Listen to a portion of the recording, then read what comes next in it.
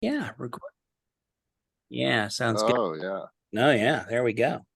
All right. So the happy sound, the recording in progress has been made. Let's go ahead and get started on the long-awaited return from broadcast hiatus of the Lamplighters. Season 1, episode 28. Um, Wow. cleverly titled something, but still my shadows follow.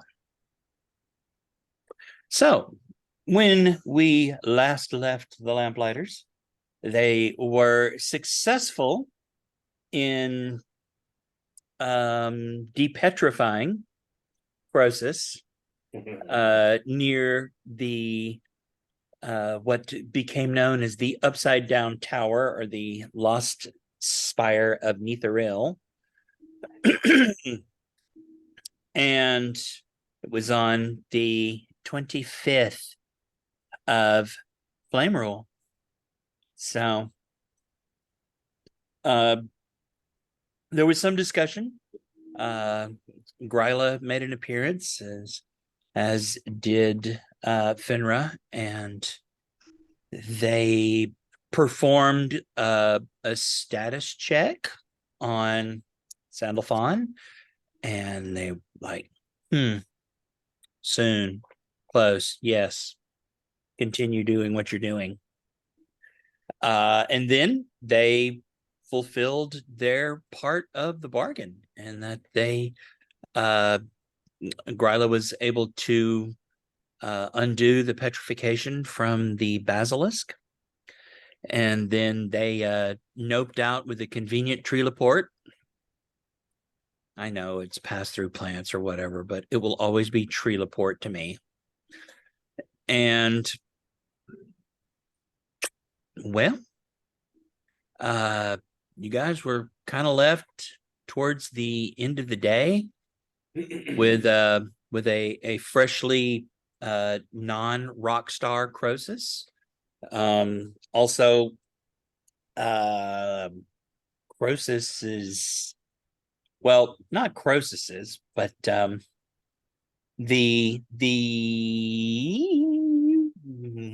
Audric, the cleric, you think, um, whom you had met up with and traveled with for a short period of time during Croesus's, we'll call it stone period. Um, Stoner period. yeah, his stoner phase. Uh, you Yeah. don't have to be so all alone. Another religious fanatic in the group. I am super stoked. Well, so unfortunately, Robert, who was supposed to tell me um which way he was going here, uh did not. So You've been busy. and Yeah. I mean, since he's not here to do either of them, we can just assume that they're both traveling with us right, for the time being. that's what I was going to do. Um so let's see. That leaves amongst the group Connie, Belatax, Siston, Sandalphon, Dalen, and of course, the man with the plan, Varuk. He has no plan. Right. Okay. The man with absolutely no plan. Yes, there we go. Yeah. And so now that you find yourselves alone on a snow covered, freezing dark hellscape again, So, what you have identified, what you think is the position of Sunblight, the fortress, probably fortress. Let's go with fortress.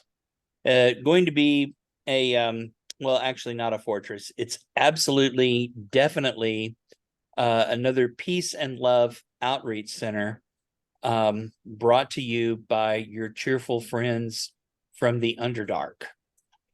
And the fact that it's called Sunblight shouldn't be like alarming or, worrying at all. I mean, they're from the Underdark, so the sun is kind of blighty. So,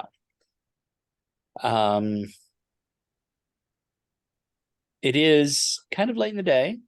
Not that not that you can tell by the brightness or the setting of the sun, but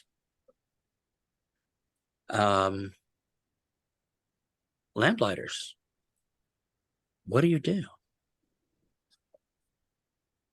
Yes. So it has been, sorry, it's been a while since we've played.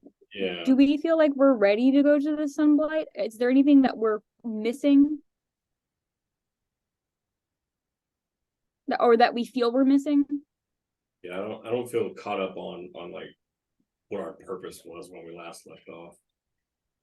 I remember What we your were in the purpose for tower. going to the Sunblight was? Oh, okay. I can. remember we were in the tower. I remember we went there, and yeah, Gross he started his stoner phase, but like I don't remember why we were there and what happened when we were leaving. Well, probably the biggest driving influence is you guys made a deal with what is her name? You guys made a deal with Avarice, the tiefling wizard, who let you know that the Duergar are under the sway of who she thought is Asmodeus or Asmodeus. I think it's Asmodeus. Anyway, and so basically, you guys agreed to track them down, and well, Avarice is not really she's not into the whole peace and love thing. She's basically in these guys are causing chaos. They're making my life harder.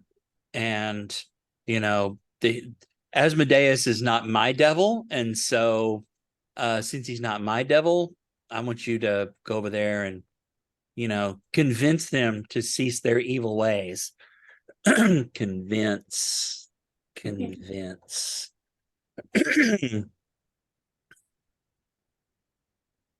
Okay, well that helps a little bit. And Mhm. we know they're at the Sunblight, we think, from maps that we found. Right. You actually you've actually the person that runs Sunblight, the chief sun blighter, as it were, his name is scroll. Let's get back to it. Is Zardarok. Mm. And you have you've seen communication letters between his sons, one of whom you straight up murdered, and the other whom managed to escape. Tax is convinced that the son that escaped has the object she is absolutely looking for, because the last few times she has done her detection and triangulation, it seems to indicate that it has come to stop in an area of the map that indicates that is very, like, in very close proximity to the location you have for Sunblight. Okay. So seems like Sunblight it is. But it's late in the day, so we probably need to camp soon. And I mean, you are still near the upside down tower, and you have murdered your way through that whole thing. So you know that it is actually completely unoccupied. So you could use that as a shelter if you wished, or if you are untrusting of your DM, you can well, you can not sleep there. Yeah.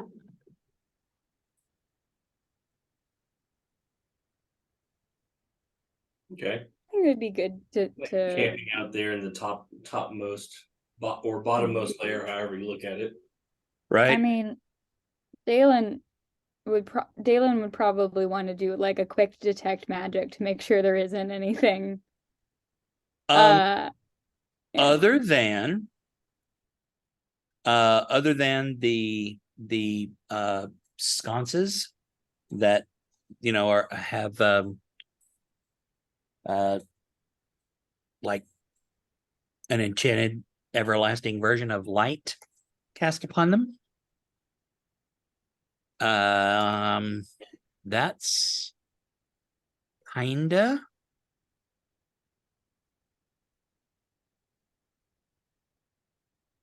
Okay. I say this, and I forgot that I have my own version of detect magic. I was like, Dalen would do this. He's the wizard, and I'm like, I haven't played this character in a long time. I have like miniature detect magic.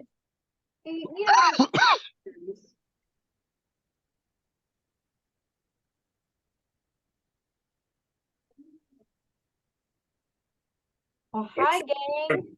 We camp here for the night and then go punch some dwarves tomorrow. Sounds like a great idea. The punching dwarves or the camping part? yes. I was kind of considering it one idea. Oh, All right, well then Connie will start her general kata meditation, go to sleep routine.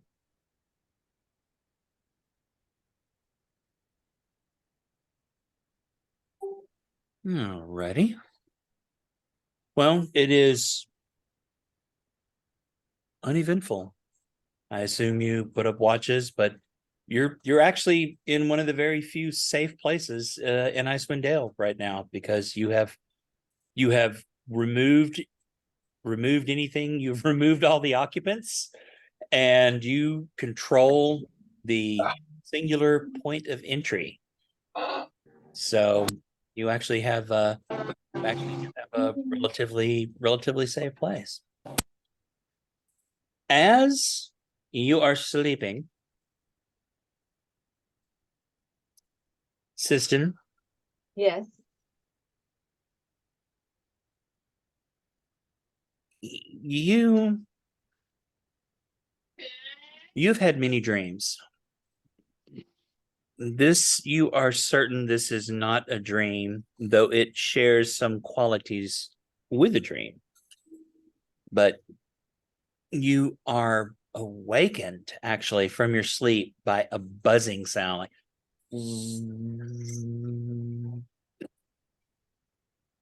Sorry, could you hear that? and then there's a voice that speaks a language you don't understand. And it says several words, and then there's a crackle and a hum, kind of, and You look very happy. and a buzz, and then the same voice speaks in common.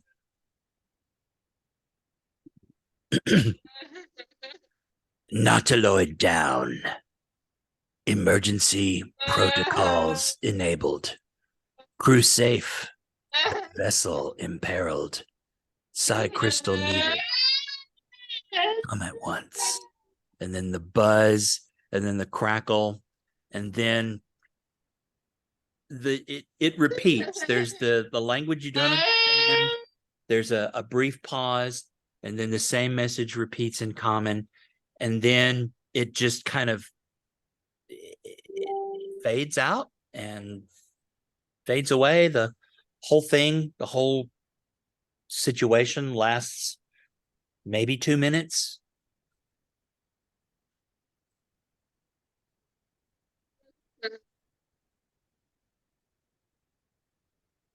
So do I think it is, it doesn't remind me of the deity, Of the what?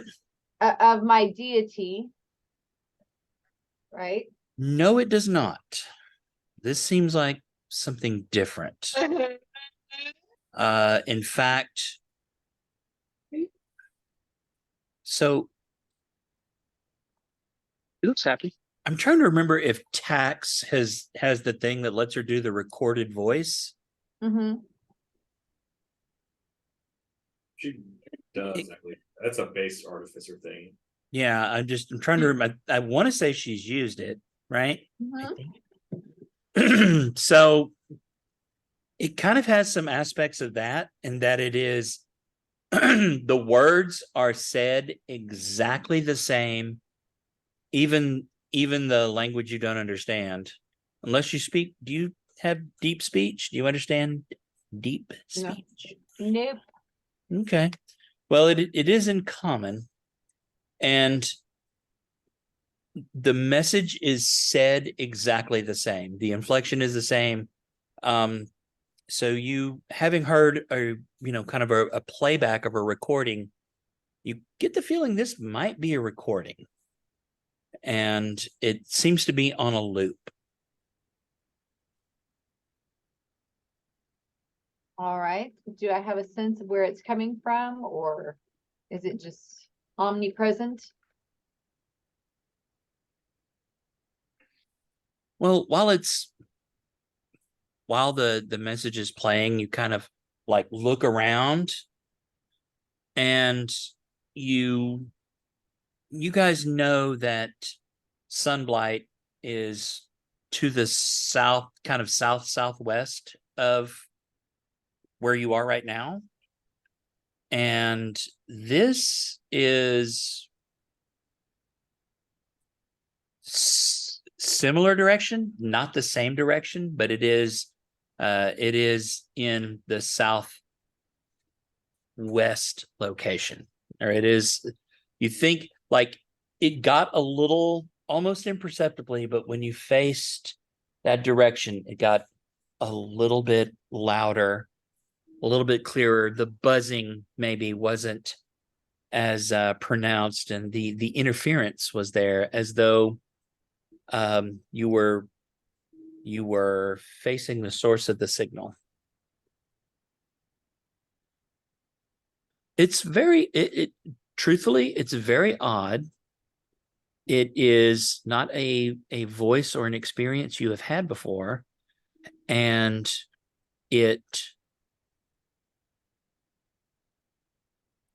it's a little concerning and worrying, simply because, I mean, while you've heard something that recorded once, you've never experienced this sort of like repeated message.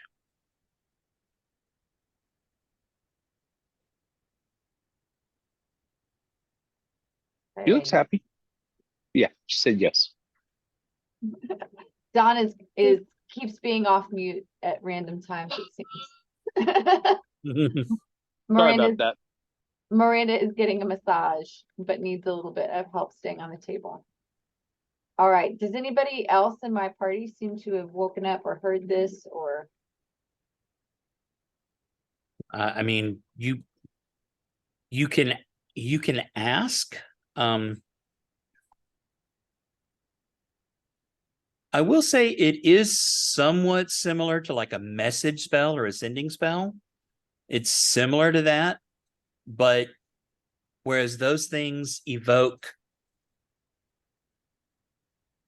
either arcane or divine energy to do, you felt none of that. So this did not have a divine or arcane component that you could tell. But as for whom else may have heard it, Well, I mean, I definitely, first thing I do is observe my fellow party members to see if anybody is like trying to triangulate the noise, looking around, kind of going like, what was that? What was that? If I would like to point out, Joe, that I spent my character spent a significant amount of time like on her own in the wilderness. Mm-hmm. If this was audible to me, I'd probably wake up because otherwise I probably am dead by this point in my life. If I'm not sensitive to waking up to noises in my vicinity. Right. So, Siston, as this voice is echoing in your mind, you look around, at the rest of the Lamplighters, and you notice Dalen kind of twitching in his sleep a little bit, and you do notice Connie kind of twitching a little bit, not, and if you wake them and discuss it, Dalen and Connie, you remember some sort of like a buzzing or static sound in your dreams or in your sleep, but you didn't hear a voice. You just you just recall it, and it was intrusive.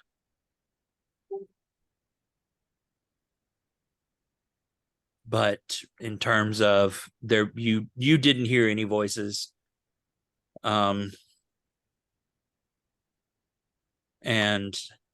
do you remember the words of the message? I think Nautiloid down. Emergency protocols enabled. Crew safe, but vessel imperiled.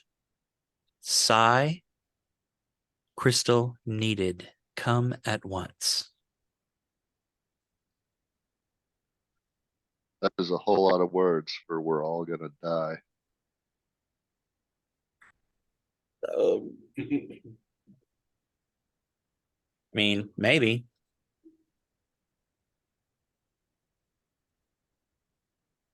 So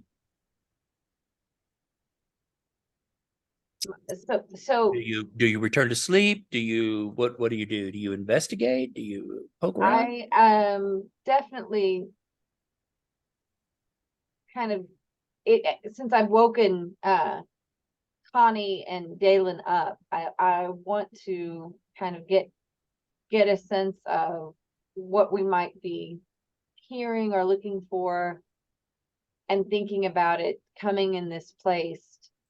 Said crystals needed? We've investigated this place several times. Do we have a sense if there are crystals here? Joe, is the noise ongoing at this point or is it stopped? You do not hear it any longer. None of you hear the noise any longer. However, Siston, in talking about it, the more you talk about it, the more you feel a little tug at your psyche, pulling you in a direction. You feel like if you were upstairs and out in the open, it might make a little more sense. It does seem to be that sensation, that tug is more present as you kind of align with the southwest. I feel we're meant to respond or go somewhere. I feel not far from where we might go. And Connie, if it's basically that direction, southwest, what's out there? Snow and ice mostly. Genius. Right. Snow, ice, and then eventually you reach the spine of the world, and with a little hook around into a valley. to kind of We a have- valley pass is the area where the map at least is marked that Sunblight is. We don't have either of our guide characters, either of our eggs. We are eggless. You are eggless. There's not an And there's not an egg in sight. I mean, between you where you are now Mhm. and where this where come back, not you, not you either. Yeah, here we go. So between you and where you are and where this is pulling, you have, I mean, if you're facing south, so from where you are to the just to the east of you is Loch Denishire or Loch Denishire. There's the Red Waters, kind of further south than that. There's a couple of streams between here and there, and then you're already in the foothills of the Spire of the World, but I mean it only gets more hilly and more, you know, mountainous whenever you get there. Are there any bodies of water to the southwest? To the southwest, yes, Red Waters. The Red Waters are southwest. And Loch Denishire is, I mean, it's more to your west than it is your southwest. You're not very far from Lake Donishire, Loch Donishire. Well, I don't know what a nautiloid is, but it sounds like nautical, sounds like some kind of boat or ship or something. So we probably need to go to the water.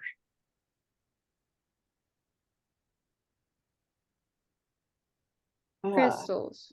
Like ice crystals, like ice crystals.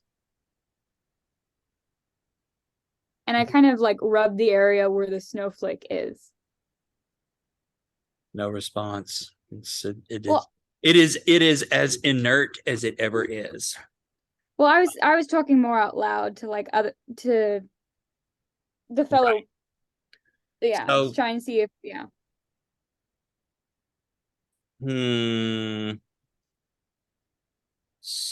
So Siston, really kind of wish Tax were here.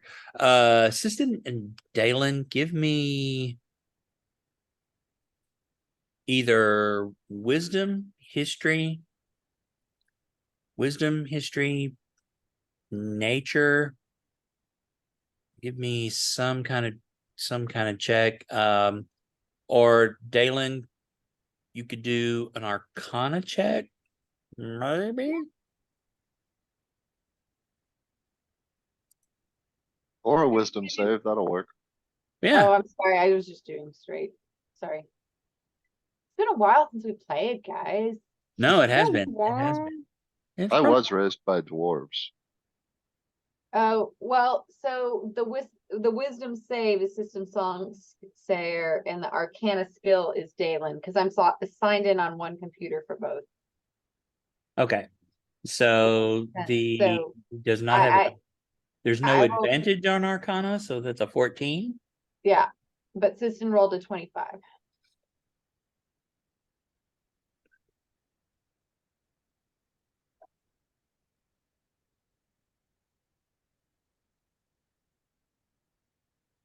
So Siston, in your family, shall we say, Mhm. maybe more of an extended family, there have been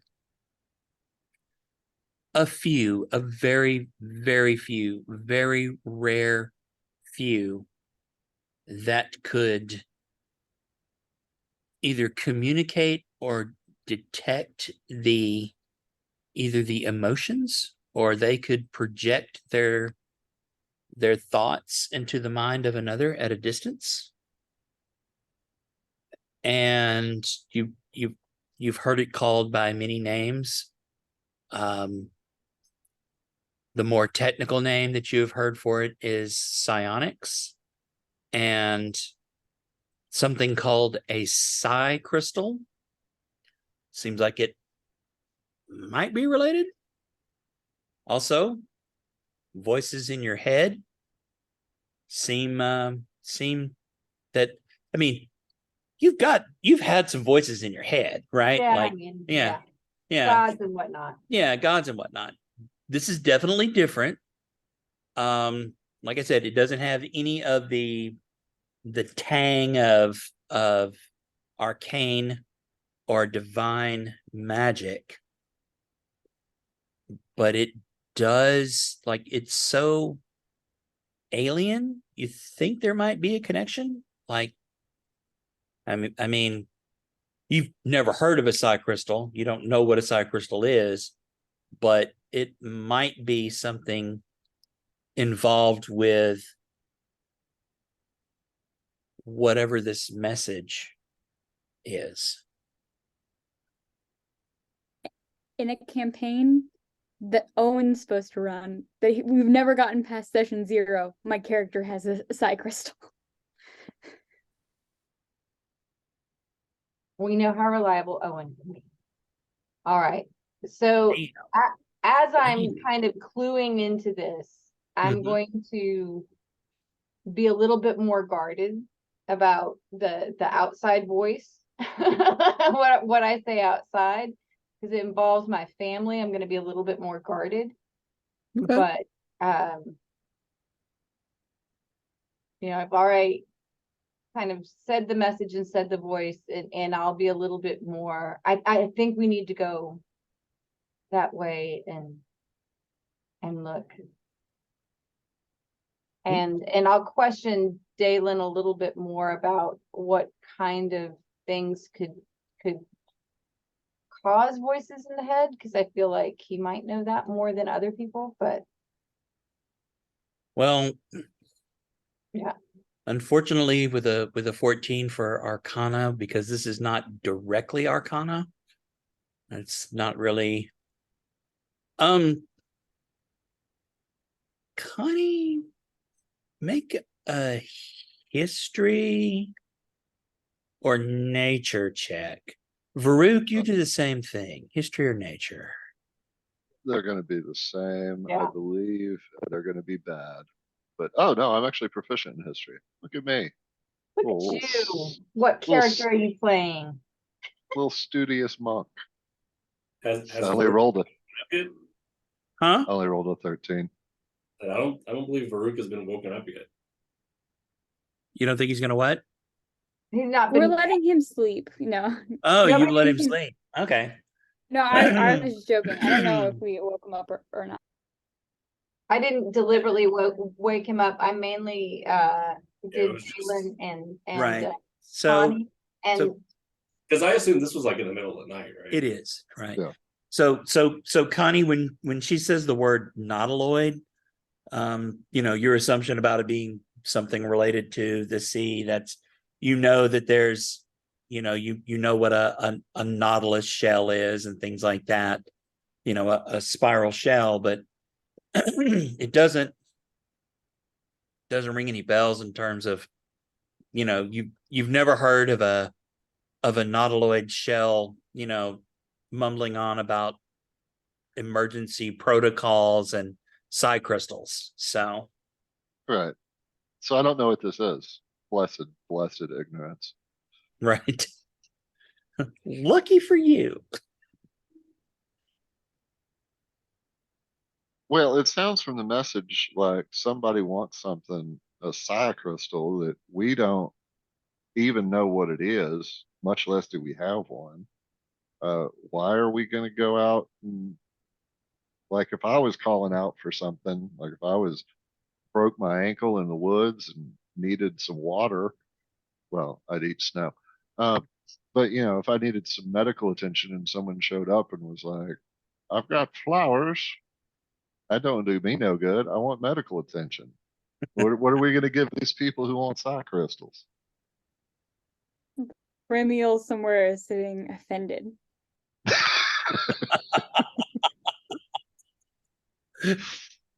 And they don't know You put the why. flower- It's like, what the fuck? Everybody wants flowers. Right. But the thing is, Remiel could provide medical assistance too, in which case Yeah. the flowers would be appreciated as a Via- bonus. Flowers. Put the flower crown on you. Also healing hands for 5 hit points. Cure disease or poison. Right. But that's a special case. If you only brought flowers without healing, you wouldn't be doing any good. Connie, I can't. Remiel is a firm believer that flowers are doing the healing. She doesn't know that the lay on hands actually. I'm kidding. Oh, that would be a great character concept. Like someone who just literally didn't know they were healing people. I didn't know it was them, just thought it was the flowers. Right. I mean, there was that one. There was that one character concept you guys came up with, or the wizard that was like a wizard, but they didn't think it was arcane. They just thought it was from all. I forget all the details, but it was good. Anyway, Our artificer was that. You what? Our artificer was that. He thought it was all his inventions doing things. Well, I mean, they were. It's just his inventions were, arcanely attuned. He didn't know that. Fair enough. So Connie, I have to say that I feel this tug, and perhaps as we get on the road tomorrow, I'll have a better sense of it. And I don't know what it may be, but I don't think that it is terribly out of the way of where we'll be heading. Maybe we'll know more as we get closer, what this could mean or what we could look. Is there any not knowing what to look for? Do we think that this place would have any of these crystals? Do I remember seeing crystals of any description really as we wandered through this tower, Joe?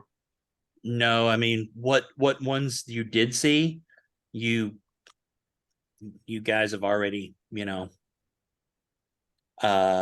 acquired. Right. And you never know, perhaps we could help in another way. Sometimes Or what maybe people want is not necessarily all that they need.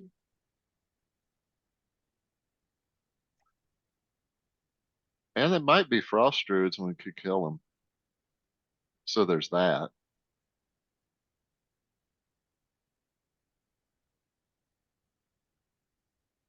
So you want to go check it out tomorrow on our way? I would like to. We'll see if just going to say if things turn kind of evil or sinister, or perhaps someone gets possessed, I'm okay moving on. But if we move on and it seems still positive, maybe we check it out. Well, I'm fine with checking it out tomorrow. I just thought you meant we were going to go out there in the freezing night. No, I don't think that I'm terribly built for this weather. All right, then let's do it tomorrow. I go back to bed. Right? They're like, and good night. Good night. Okay, well, you actually, you all successfully, you do all successfully complete a long rest, which is, probably really grieving. Yeah. We're gonna need it for this fight. What the DM is alluding to. Do what? Nothing. Nothing. Everything's fine. It's fine. Mm. I mean, Nautiloid, that sounds like the Nautilus, so I assume Jules Verne is on board. Right? Okay, well, you wake up. You guys, you want to go upstairs? You want to stay downstairs? Tell me what you're doing. Oh, finally a night with no disturbances in it whatsoever. Oh, felt good. I'm going up for breakfast. You're gonna look for breakfast, Farouk? Oh, I'm gonna go find a squirrel. oh, Are there squirrels in the Arctic? There's always squirrels. That's fair. we were Oh, going to snow get squirrels. moving. So I missed some of the recap. We're not waiting here for any reason. We've already made our. Right, Yeah, yeah, we're, we were just spending the night because we don't want to necessarily travel in the nighttime. I was gonna say dark, but it's always dark.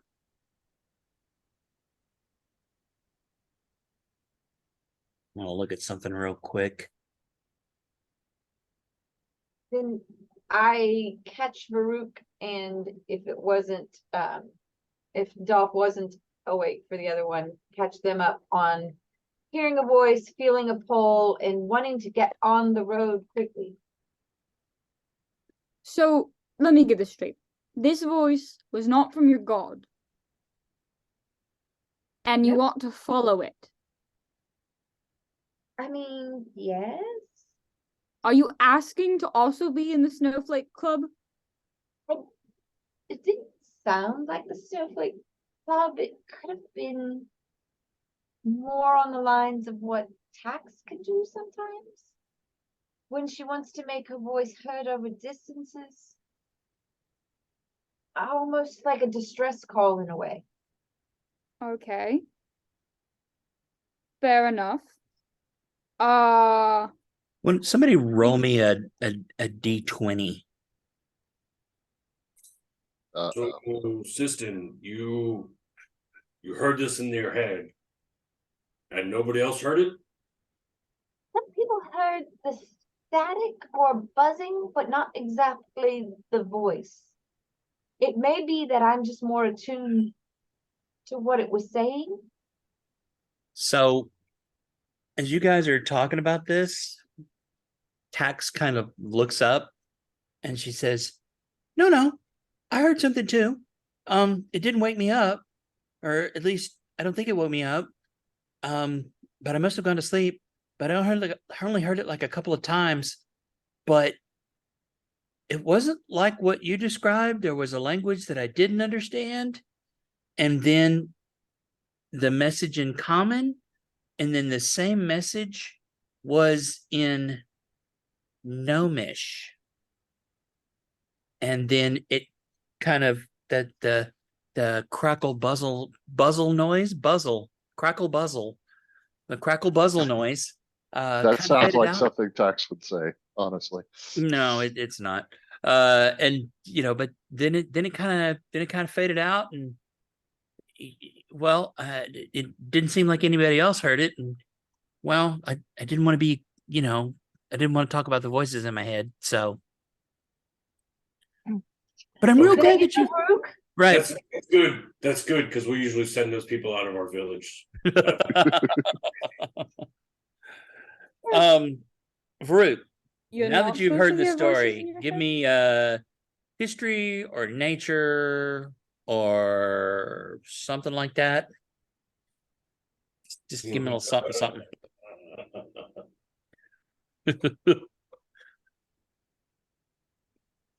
Yep.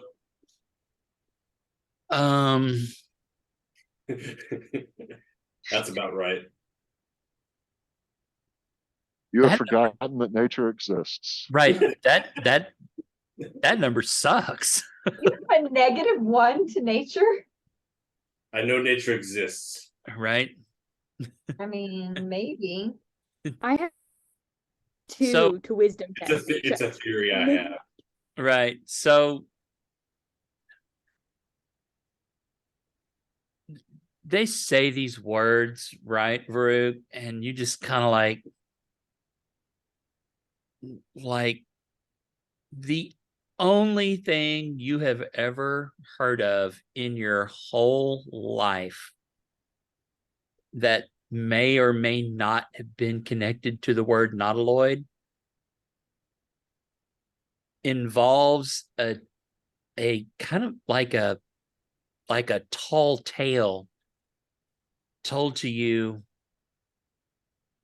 and you remember something about a comet crashing into the mountains, but it was a long time ago, and you're not even sure if it's the same thing.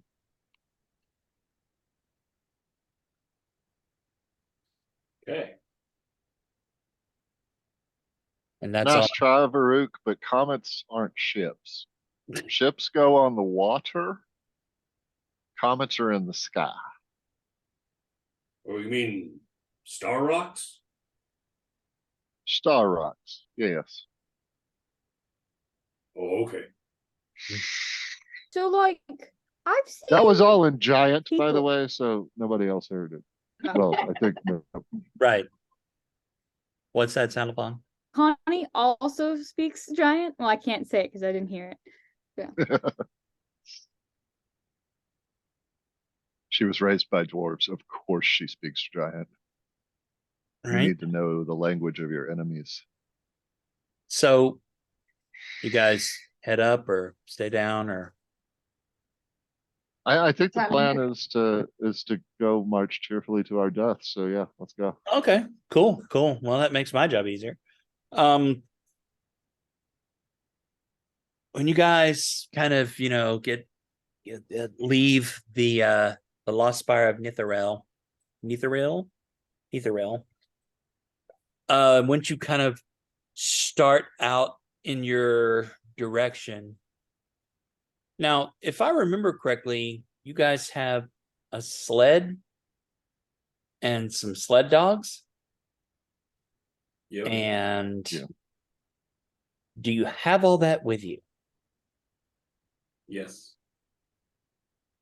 Well, if it's still outside when we go up. We would have I mean, found a way for the right? dog. Yeah, nothing munched it or anything like that. So,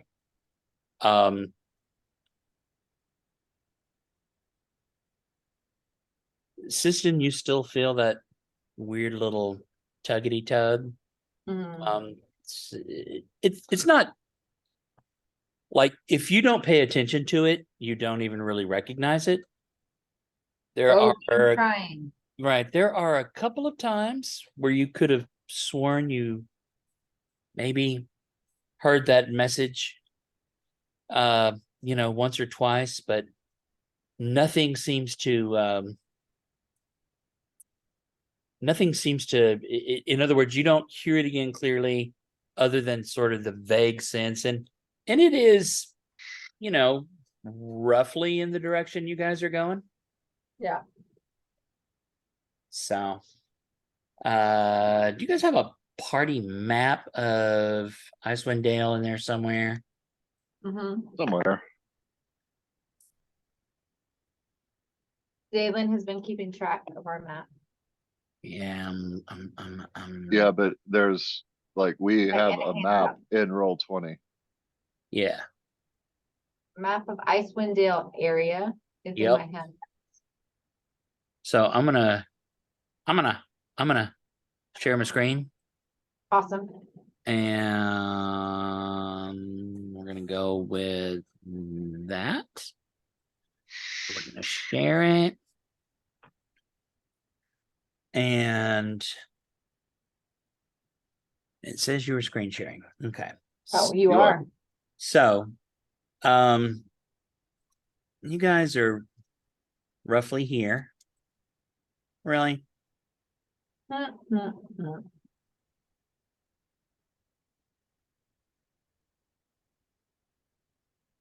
You are no longer sharing.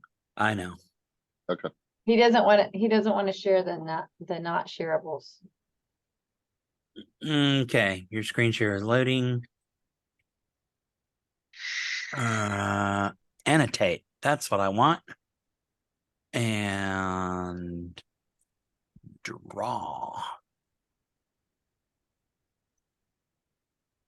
So you guys are roughly here. Awesome.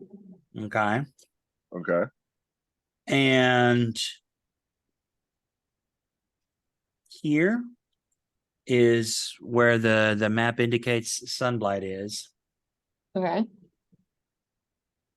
And, you know, now that you're outside and you can actually kind of look around, not that you have great visibility or you can see miles and miles away, but based on where you are and the terrain,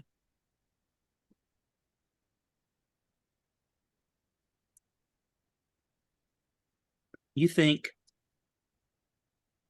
somewhere around here is where that sensation is kind of The calling fires you. of Mordor. Sorry. Yeah, So like anyway, a mountain. do what? It looks like a mountain. It is. It is. It is. It is. So you're in a very. It's an awful lot like the hill country.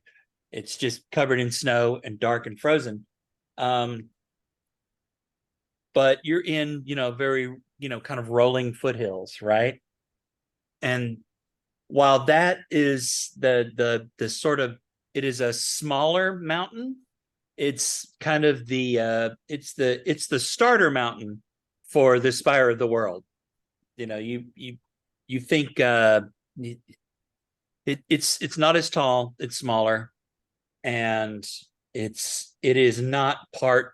It's part of the main range, but it's not like there's. It has space. Yeah, it has a little space between it and there. So does that make more sense now? Well, so there's how many of us are there? 8, 9, whatever. I don't know, like 15, 20. I don't know. I think it's 8. We'll go with 8 for right now. Whatever. Right. There's a few of you. Well, look, there's 8 of us, right? And you heard the message, and Dalen and I heard buzzing in our heads, and Tax, the talky one, she heard the message. I mean, that's like half the people in this little group know what's going on. And if you look at that map, East Haven is closer to that. You got to figure somebody in East Haven heard the message. They're closer. Let them render aid. Well, so you're assuming that it's a distribution that's not based on some sort of criteria. I mean, the two people that heard it are Siston and Tax, and then there is 2 people with buzzing. Didn't necessarily get the message. So we don't know if anybody else heard it and understood it. No, we don't. Also, it we're the seems- Lamplighters. It seems a bit conceited to believe that we're the only ones who capable of receiving this message. I don't know if it. Maybe it has to do with where we were. Maybe the spire in some way amplified how it came in, or it's connected.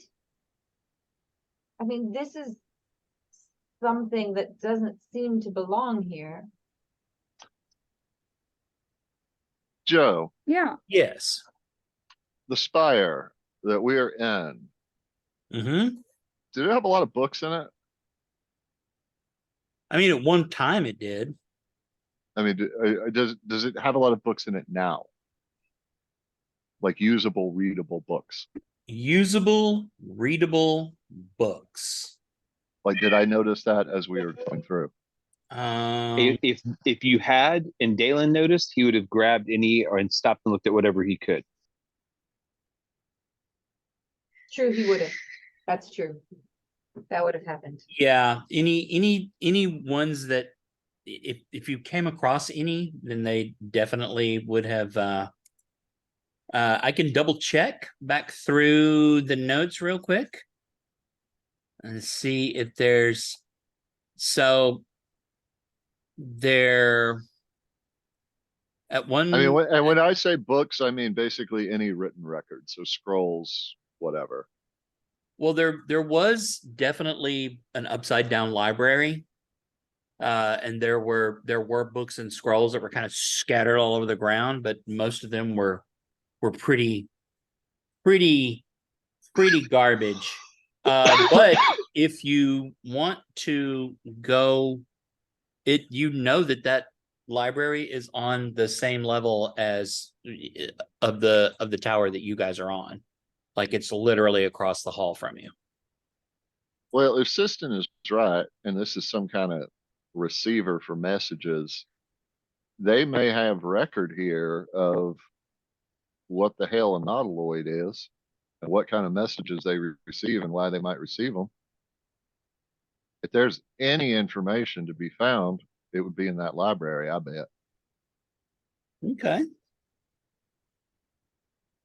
Well, that's where the dwarves keep all the information, is in the library. I didn't spend much time there, to tell you the truth. well, if you guys want to head back downstairs, look in the library and kind of look through, you did find a few books there, but I mean, you weren't looking, you were just looking to see if you could find anything. You weren't looking specifically for any sort of historical records.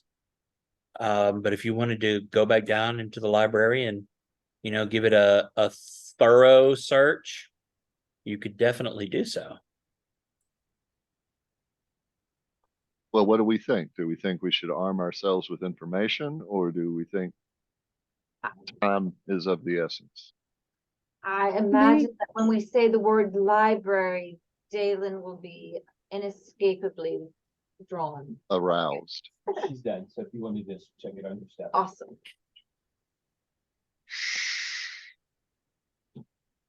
You should probably do a quick look in the library to make sure. So Dalen, one of the books that you found in the library was actually called Mysteries of the Faerûn.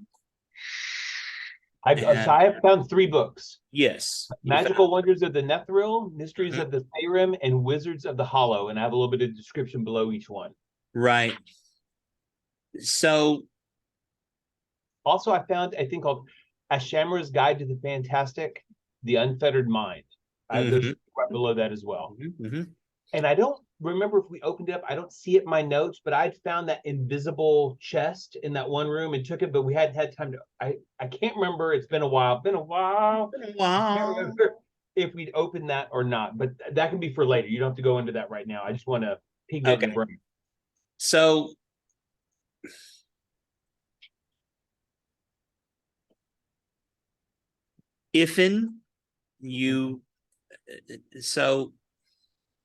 being an arcane practitioner, something esoteric like psionics is something you would be, I mean, you would have at least heard of it. Yeah, read or heard of it. Yeah, not that you would even pay it much credence. You yourself have never encountered a psionic creature. Okay.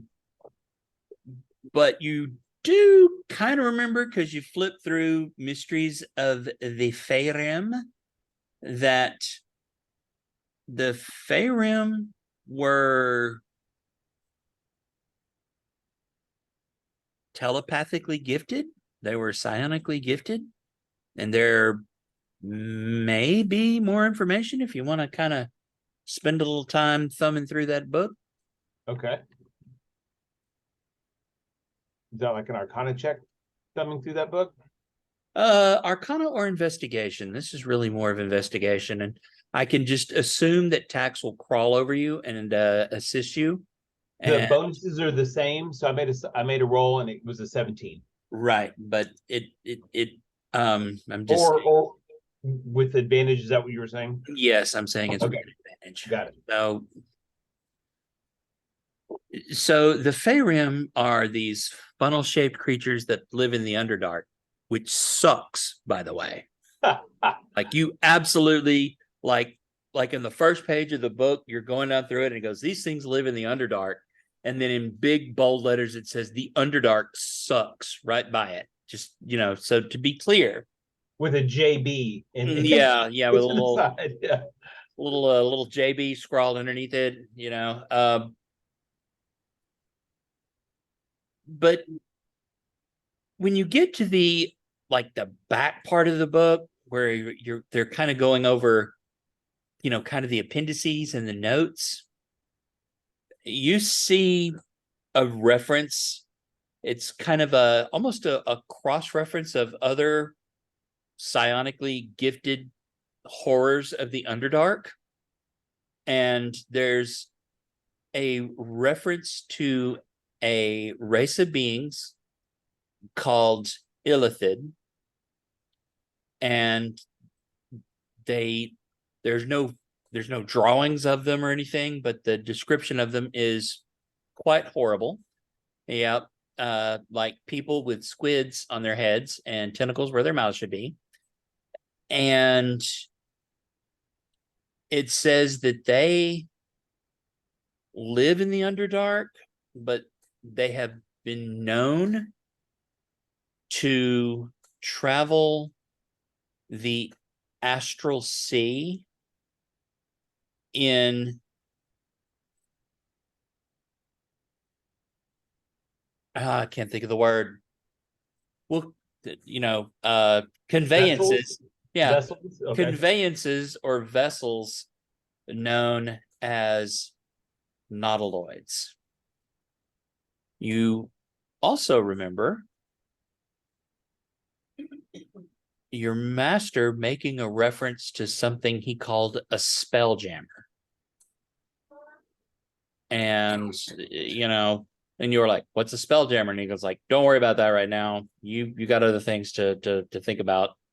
For the love of God, don't drag us into a spelljammer thing. But you know that nautiloids, at least in that one particular case, are adjacent to Illithid that have a connection to telepathy and the Underdark. And we can all agree the Underdark sucks, and anything that comes out of the Underdark sucks. So none of this new information fills you with a sense of curiosity and wonder, like, I want to go to where that fucking nautiloid is. That seems like a great idea. We can meet baby Cthulhu's. But you do, it takes you, it takes you guys a couple hours to figure this out. So it's creeping up on, 11 or noon, somewhere around there. And now so that is what you learn from investigating the Connie, library. remember when I told you that if we found out it was like really evil and we were kind of going into a direction that we would not go? I think we're good. Your don't know sound that we need dropped to out. Your investigate anymore. sound dropped out. I was muted. So you were muted and Laura's sound dropped out. Like, Oh, she said, if we found out. If we found out, I think my video is having trouble. If we found out that was really bad or evil when we started investigating or getting closer, I had a bad feeling about this. I think we've gotten that bad feeling. I think we're good to not proceed. Okay. I think we kind of have to now. Oh, Grab your drink, I'll be no, right back. we absolutely do not. why are we gonna march towards the squid faces exactly? I will also say this, Dalen. these creatures, in addition to their, psionic power, it doesn't give like a, S tier rating on it or anything. There's not like a, over, over 9,000 power level rated on here or anything, but you have to admit there is some appeal in a craft capable of traversing the astral sea. And what wondrous arcane power there must be in such a vehicle. And I mean, I'm not saying that's enough to overcome your fear of death or anything, but there's at least something there. Or maybe it's not. You have no idea. It could be a recording that was just left on play and cycled through, iteration 14,357. Nautiloid down. Iteration 14,000. You just Dalen, I have a question for you. Yes, my friend. If this vessel they have can travel through something called the astral sea, sounds like aliens. Not saying it's aliens, sounds like aliens. What in the world is never aliens? aliens. It's never aliens until it's aliens. What about Alien? It's the first movie, pretty good. Watched it in my sci-fi class. Ooh, Oh, I yeah. love those. No, that's the second movie. We're in the pipe, 5x5. That's the second one. Yeah. The good one. So all I'm saying, Dalen, is First one's really good. I'm gonna say that. It we, is. we may not want to fuck with those. Copy that. Okay, But so Dolph was saying that we should go, and I was wondering why they said that.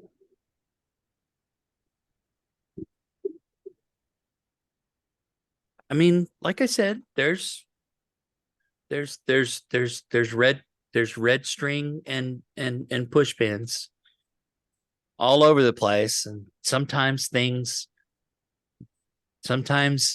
proximity to something triggers an event.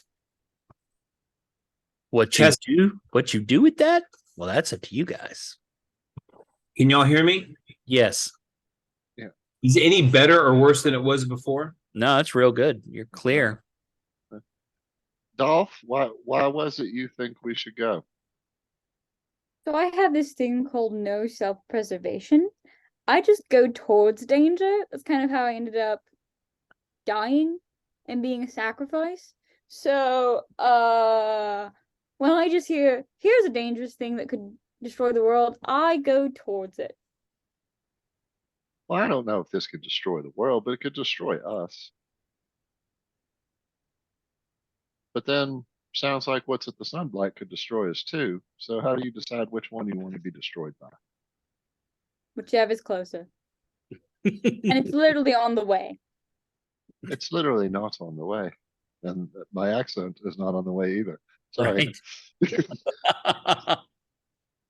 I thought it was like when they still draw the map, it's like we're here, sunlight's here.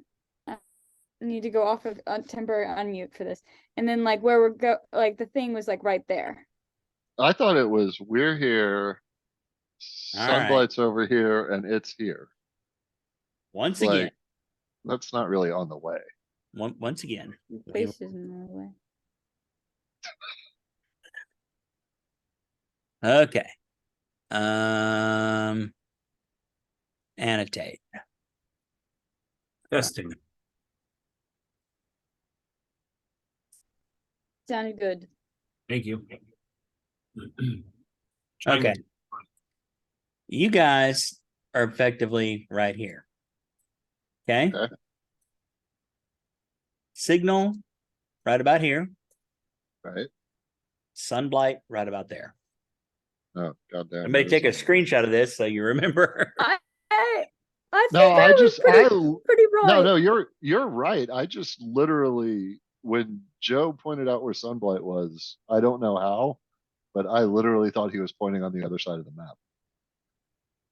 But Yeah. okay, It's over Yeah, here. no, you're right. Aha.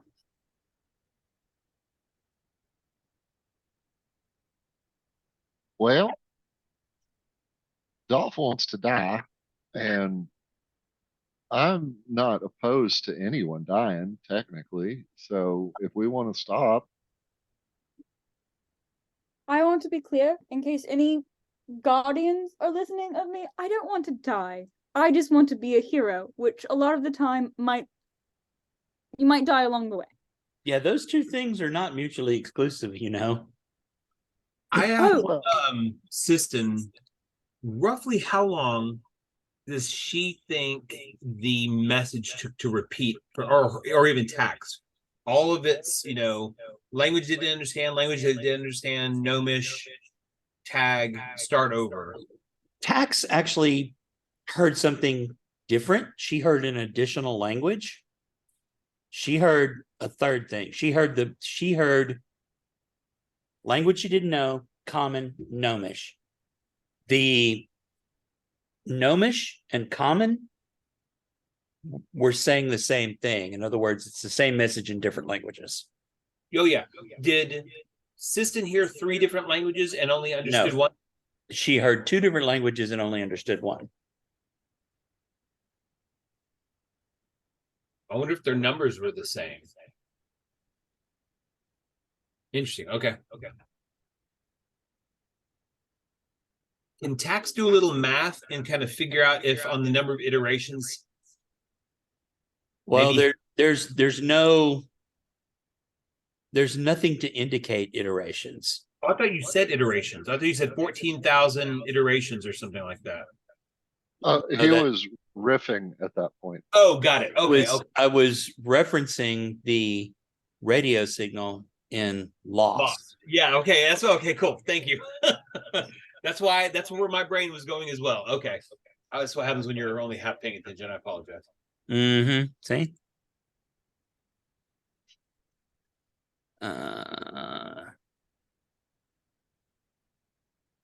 Yeah, so I mean, if you want to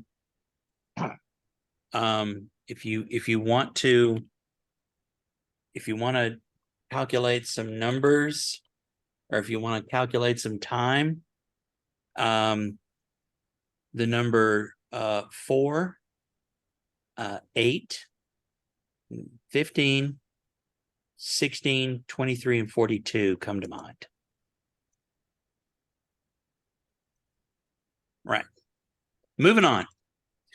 Okay, so from where you guys are, on your sled. So let's talk travel arrangements, shall we? Can you guys all fit in the sled? No. Hmm? I don't believe so. So there is one kind of clarification that I would like to make. And that is the whole sled dogs can go for an hour, but then they have to rest for an hour. Or else they become exhausted is a little too much. And I feel like that should be more like, for every hour they trudge, they have to sleep an hour. So you can get 12 hours of sled dog action in a day. Just know that if you do that, they're going to have to sleep for 12 hours. Yeah, I mean, But from where you are, if you wanted to make it to, say, East Haven, East Haven, you think it would take probably about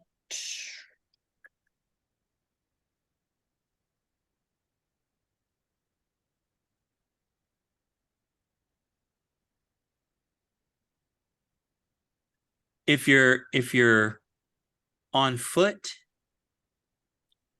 it's going to take you to cover the distance it would take you to get to East Haven. It's going to take you about 5 hours to walk there. You in the snow, you can do about 1 mile in an hour. So you figure you're roughly 5 miles from East Haven. And then from there, and then from East Haven, it's also probably another 5 hours to the source of the signal, which means if you took the hypotenuse of that and did some math, you could figure out how long it would take you to go straight there from where you are. About 7 hours. Right.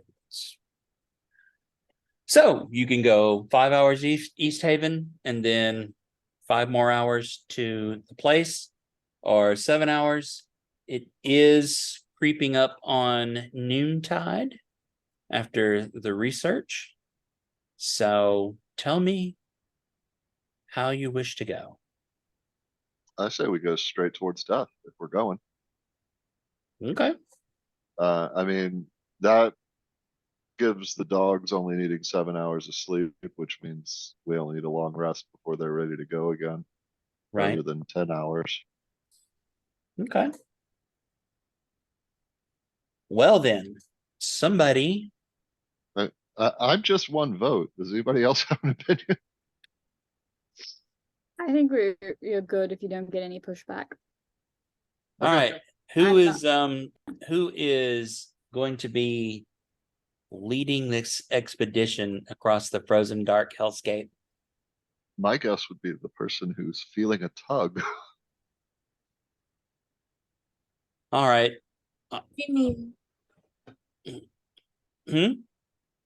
So that's me. I'll lead. right. So Siston, give me a nature or survival check, but add your wisdom modifier to it.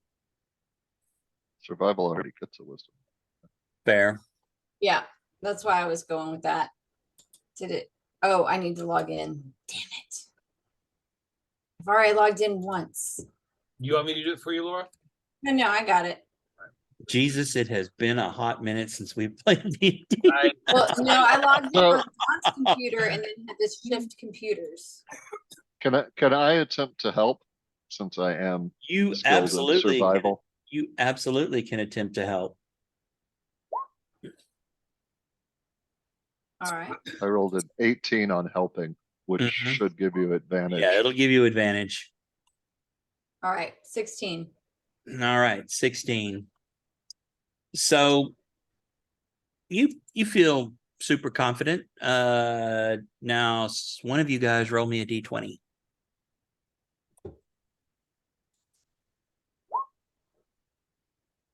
A 5. I thought it said a 5. Yeah, Dalen, roll a d6. 5. Another 5. Man, 2 5s in a row. I can't. Well, 55. the weather outside is frightful, Oh God, but I'm only But we're complaining all because on I was fire. thinking the same thing. We all were. right. But you, dear, are so delightful. You managed to make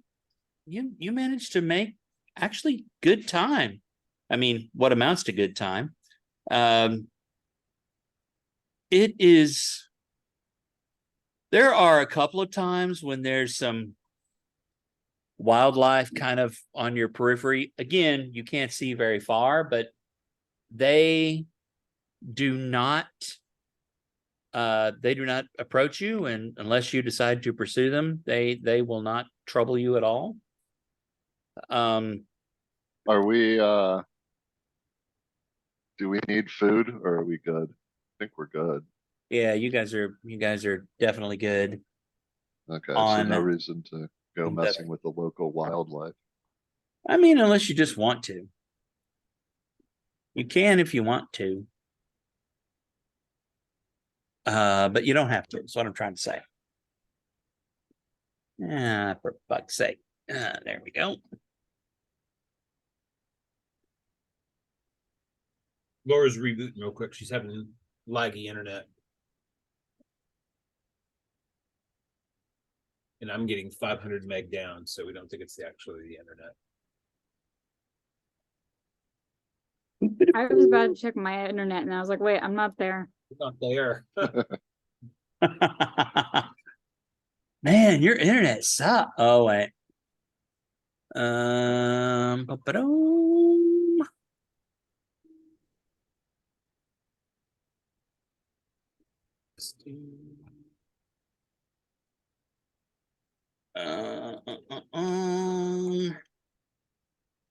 And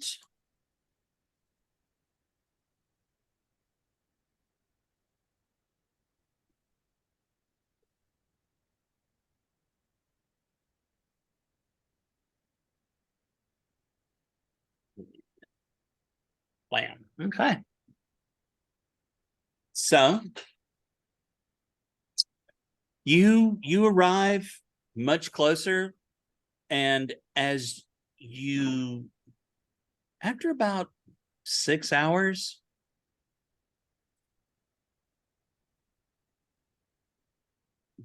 Jalen, you and Connie, you start hearing a static in your head. And then I stop and alert people that I'm hearing something, but I'm trying to pay real close attention. Yeah, same here. Is it channel Z? We it have to is. stop to let you pee again. Oh, wait. Oh, never mind. Right? I never get anything from but static from that channel. Right. Nothing but static. All I know, we've got to change what's happening. Right. And so Dalen, you're the first one to notice it there.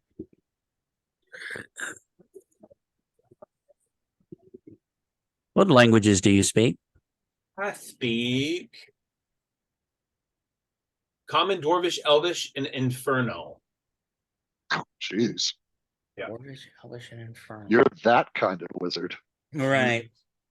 So at first it's very faint, but after a few minutes you hear this guttural voice in a language you absolutely do not understand, and then clearly in Common, Nautiloid down.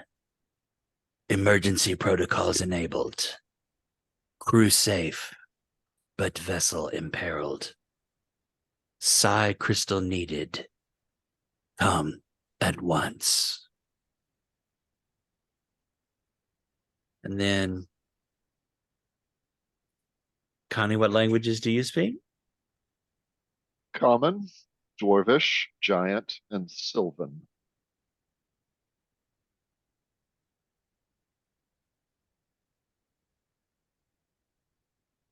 You hear the voice slowly, you begin to just kind of very faint, echoing around in your head, a language you don't understand, the same message in Common, and then in Sylvan, you hear what would be a translation of that.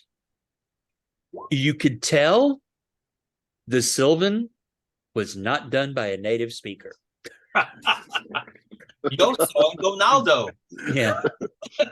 They're like, I'm not a native speaker either, but right, but I mean, you've heard native speakers, you know what elves sound like, and this is someone that also knows what elves sound like, but do that they did not know what they sounded like long enough to pick up the accent and the native cadence. In other words, it's an accent, and it's like third or fourth year Sylvan, you know, definitely not like, you know, they definitely didn't major in Sylvan. So Oh, I might be really good at Sylvan though. I just remembered I magically know this language for Man. reasons. So as you begin to get closer, Siston, this entire time, that little tuggy tug has gotten a little stronger. And Connie, you and Varuk notice it first.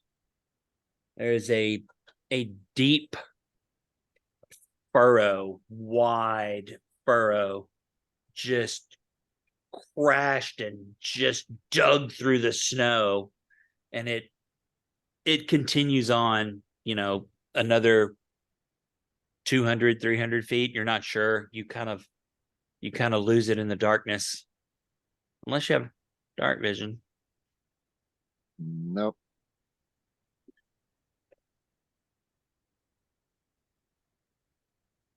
But I bend down and examine the earth in the furrow. Is like, how fresh are we talking?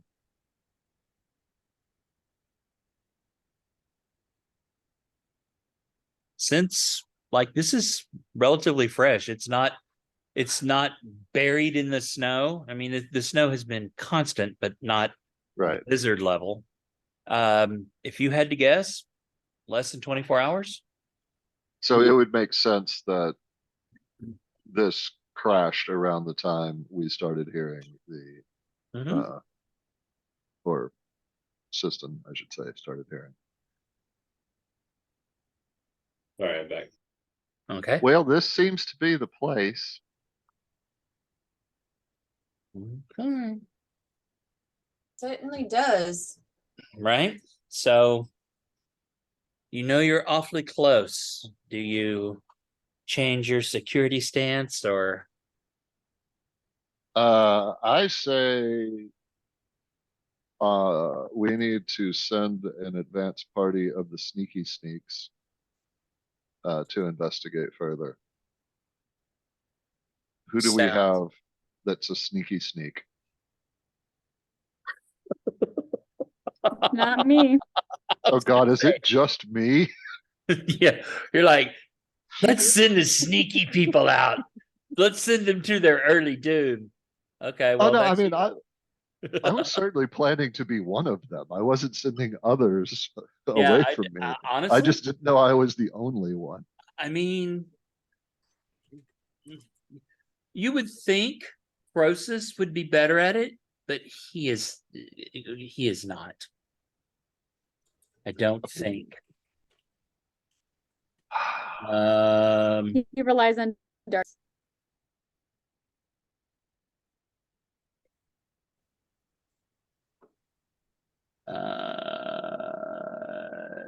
Well,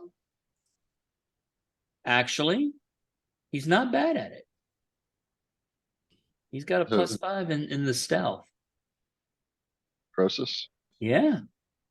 and he's not wearing heavy armor. He's a freaking sorcerer. He's wearing like, Yep. He's I don't know, he's a teddy or something. he is well, oddly, you know, he has the same cold weather clothing that the rest of you do. He doesn't seem to be like super bundled up or anything, but he's definitely not wearing like there's no armor on Right. him. So if he's like, oh, I can be very sneaky, yes. All right, so I guess Croesus and Connie, unless we just want to all march straight into, like, kick in the door and start stabbing things. We saw the furrow. Do we see what caused the furrow yet? No, you're not close enough. Okay. You do kind of notice now, kind of looking at it, that that you've been kind of making your way up a larger, one of the larger, hate to call it a foothill because that gives you the idea that they're small, but I mean it's a good, It's an elevation change. yeah, it's an elevation change, Okay. probably about 20-30 feet up. Okay. And the furrow begins kind of at the apex and then continues on kind of into the valley space between parts of this baby mountain. How wide is the furrow? Oh, I don't know. How wide's a nautiloid? 25, DO. 35. That's a fantastic question. Thanks for asking. You're welcome. Give me just one moment and I will tell you.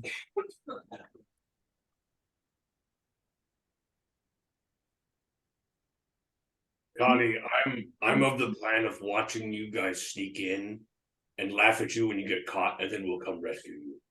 So at its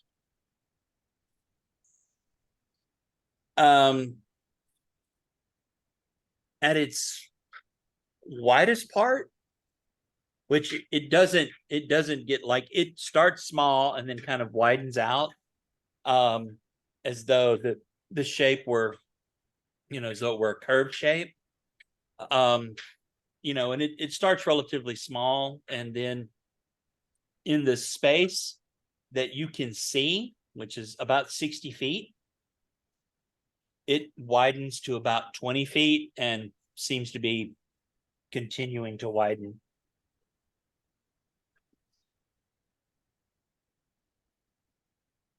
All right, gang, sneaky sneak or assault? And battery. Is there? We don't have a whole lot of time. Sneaky will take time, but can you tell if there's any recent tracks other than the big furrow? I mean, I'm looking down, looking for anything super obvious, but I am not a tracker at all. Well, I am incredibly perceptive, so if the DM will allow it, I will roll a perception check. Absolutely. Roll a perception check. 19. Utterly average. Utterly average. Technically below. Well, let me see here.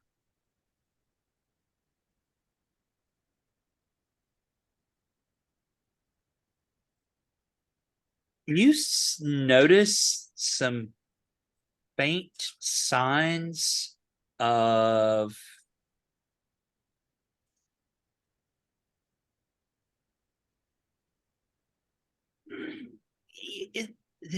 they're weird, like a row of like small little indentions, and it's kind of hard to see how many of them, because it's like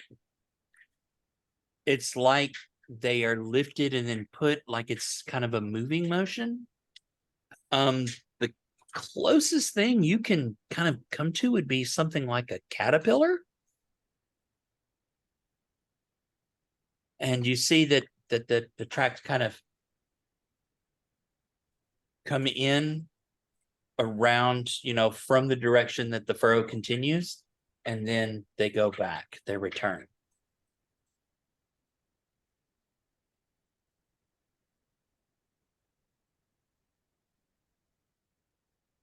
And okay, so closest thing I can think of is a caterpillar in form and arrangement. What about size? Pretty big. If you had to put it in mechanical terms, you would think this was something large. Okay. And so it looks like maybe something came and kind of investigated the furrow and then left. Looks like it came from the direction of the crash and then turned around and returned back to it. And not like right where you are, but like tracks went away and then tracks came back. Well, so furrow leading off into the distance. Tracks came from the direction of the furrow. Past us. No, they didn't pass you. No, they came back up the furrow and then back to Yeah, they came let's up face the it, furrow ship full of mind flayers. and then kind of made a U-turn. Yeah, made a U-turn and headed back to the crash site. Okay, and we noticed this kind of at the edge of the furrow where we're coming in. Right. Got it. Okay. Right. So this was probably some kind of scout. Sorry. This is probably some form of scout from the Nautiloid or whatever that they sent maybe to look for a psi crystal that might have fallen out the back or whatever. I don't know. But I think this is creatures or creature that was on that vessel. They're hillbilly illithid. Like, God dang it. We lost our psi crystal.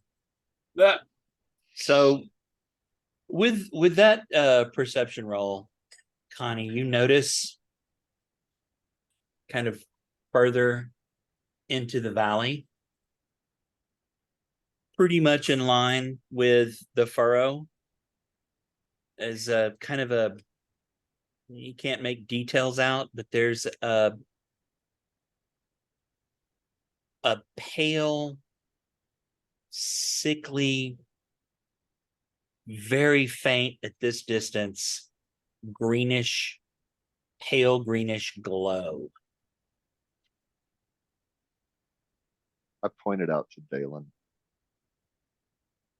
and say at the very least, I think we should sneak up on that glow. I would agree.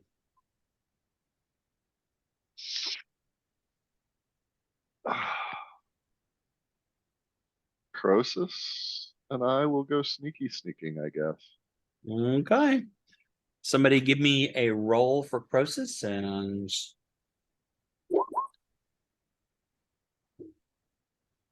Ugh, that was not great.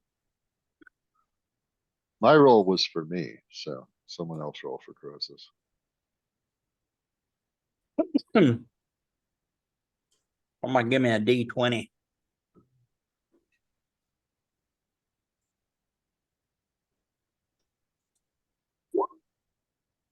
Oh. Connie, as you both kind of carefully make your way in the darkness through the thing, you're actually being almost kind of impressed at how quiet Croesus is. Like Yeah, when he really sets his That mind was- to it, he can be a quiet dragonborn. When he I was really channeling sets Thea. Dolph's mind to it.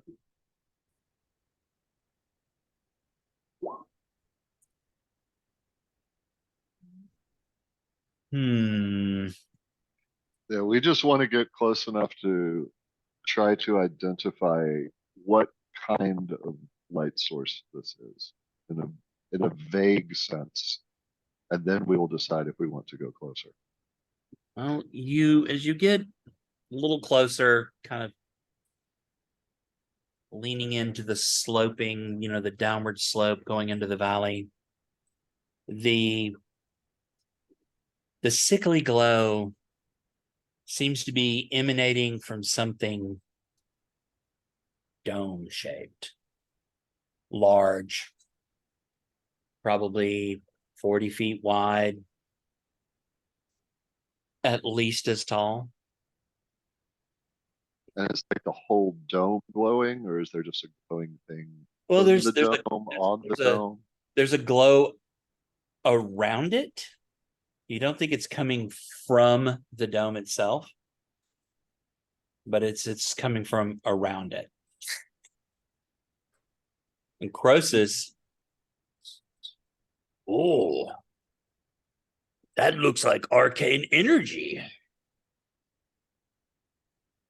Does it? All right. Well, in that case, we go back and get the mage. Okay. And probably everyone else. Because I am not fucking with a big dome of arcane energy. Okie dokie. Well, you go So back. we will scoot back tell the party what we just saw. Okay. You convey the information. Mhm. So how large is this dome? About 40 foot by 40 foot. Yeah, somewhere around in there. It's well, it kind of not like a half, not like a hemisphere, but more like a tank, sort of. Okay. Did it look like it was it keeping the snow out? Was it protecting the group, whatever is inside it? Was it a physical barrier or barrier, at least a barrier to physical? They didn't get close enough to tell. Okay.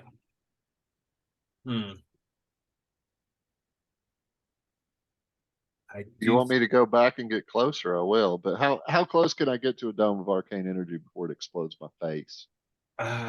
In general, the domes, well, the domes I'm aware of do not. Okay. Clarification. Dome, material object. Glow coming from around the object, not a solid dome shape. Think of it like a more But like there is a physical dome. If there's a physical dome, dome. The answer to there his is last like- question was yes, So because a physical dome protects what's under it. I mean, it may not be good protection, but it does protect it. right.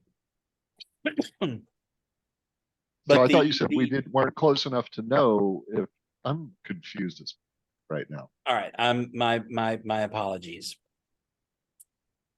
You saw a structure, right? Right. And the glow was coming from like around it, not a protective shield over it. Almost like but the like structure itself is protective because it's a solid it object. is a solid object, yes. Okay. The light, the glow is more like a fog or a mist, kind of a glowing fog or mist. Kind of, now that you think about it, it was maybe moving kind of slowly around it. It wasn't a like it was more, it was like less present. It wasn't solid. The glow itself, like I said, more like from a fog, almost like an effect. All right.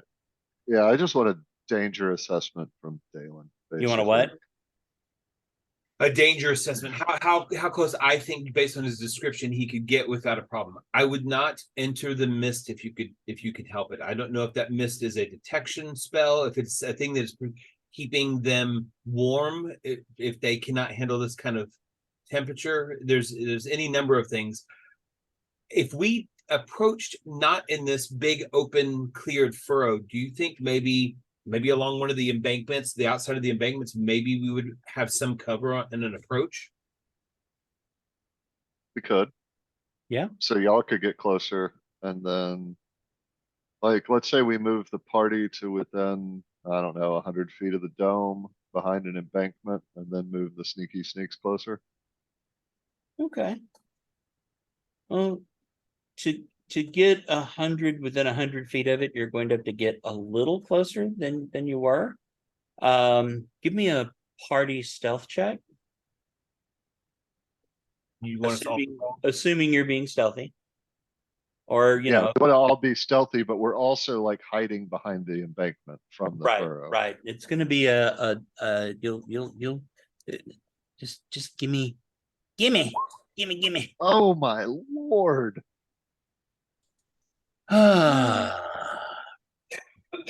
Well, Varuk.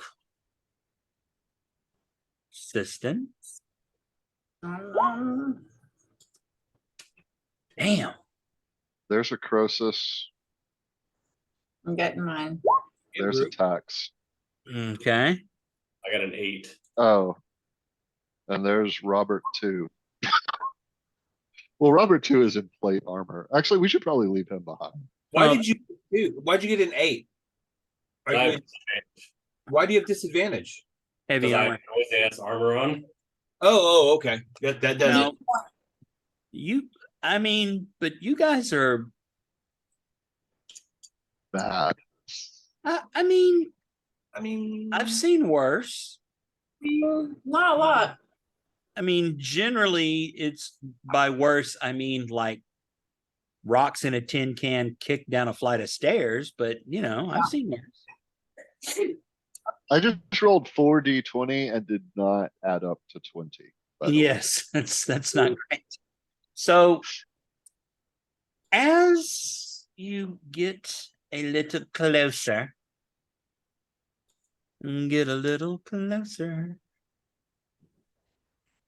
and you're able to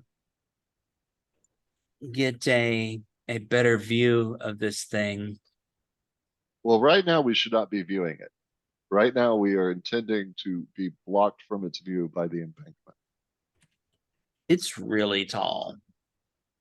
Okay, Yeah. so we're not going to be able to pull that off. Well, no, you can pull it off. I mean, we could have a little bit of cover, but there's we're a not difference, get, right? There's like, a difference between peering, down a hill and holding hands, singing "Kumbaya" and stomping towards it.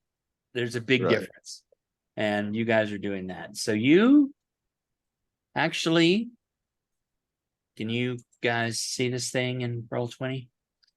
Yep. And- yikes.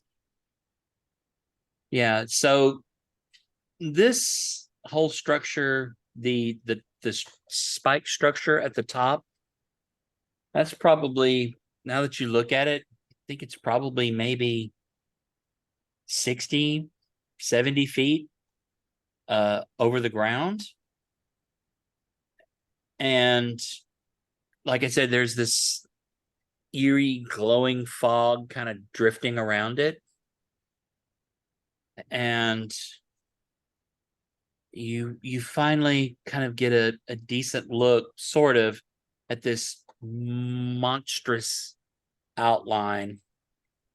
The whole thing kind of looks, I mean, Dalen, it reminds you a little bit of the description you read of the Illithid. And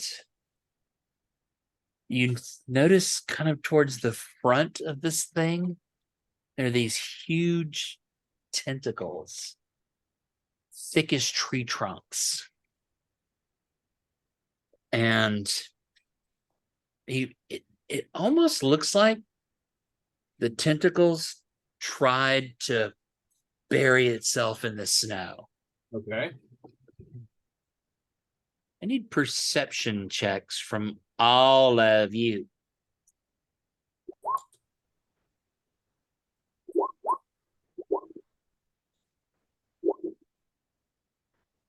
Damn, system. I guess you have a +7. Okay. I mean, but it's still good. So all of you over an 11,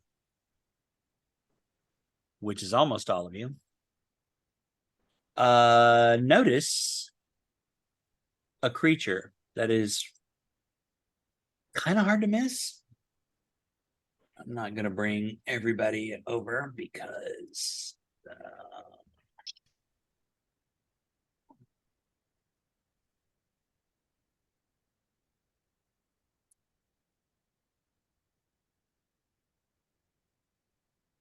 and super quick, I will place you guys sort of in a way where you can sort of get a better idea what's going on.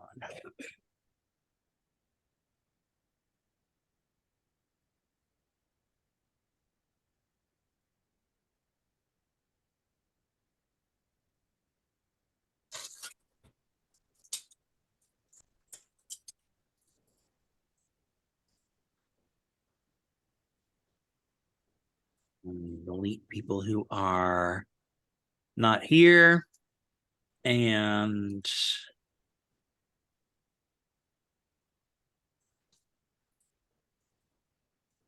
Let me know what you see. Is it Control Previous I experience. that lets you see what a token sees? L, I think. Control L. If you go down to the bottom right corner, I see 5 of us, and about 60 feet to the west, I see a big, well, it's labeled, so I can tell you exactly what it is called, but a carrion crawler. Yeah, that's that's cool. That's cool. I do not see. Oh, is it here? Yep. Yep. Okay, from where my token is, I only see the half of it, the Yeah. bottom half of it. That explains it, but I do see it. Yeah, your perceptions have now go ahead and place yourself wherever you want. And you said you wanted to be, more than 100 feet. You didn't want to get closer than 100 feet. So this is just to kind of give you an idea. You see That's about 100 feet. Yeah, you see the large caterpillar.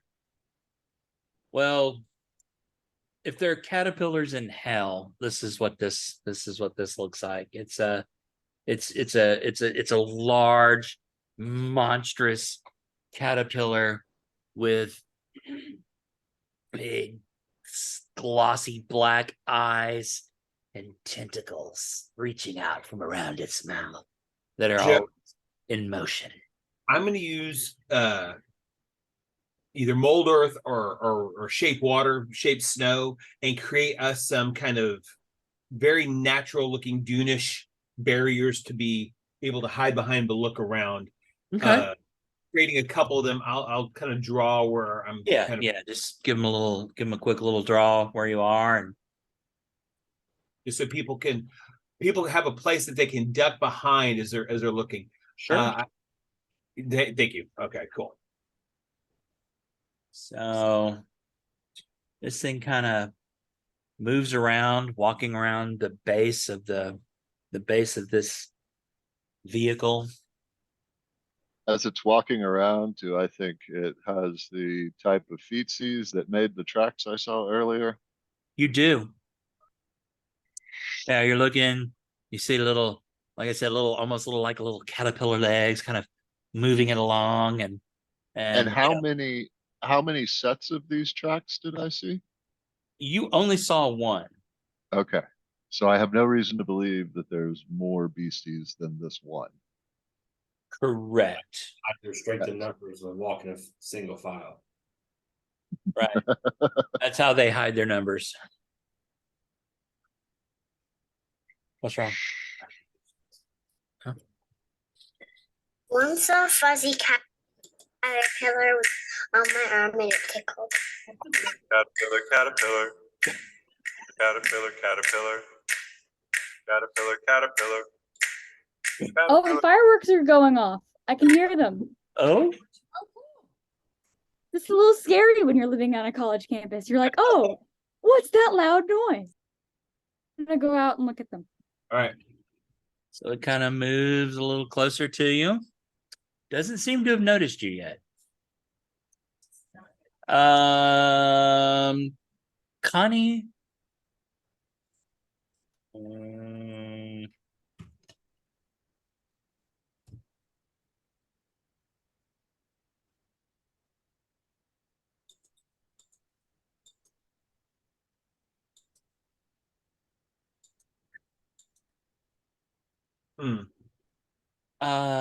Connie and Varuk, give me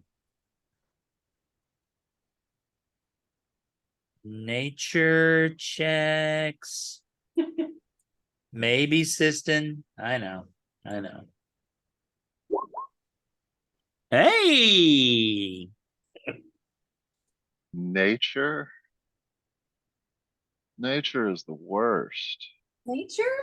There's nature here? Right? So Varuk, you see this thing and you actually think you recognize it. Dad? It It's has your old friend Bob.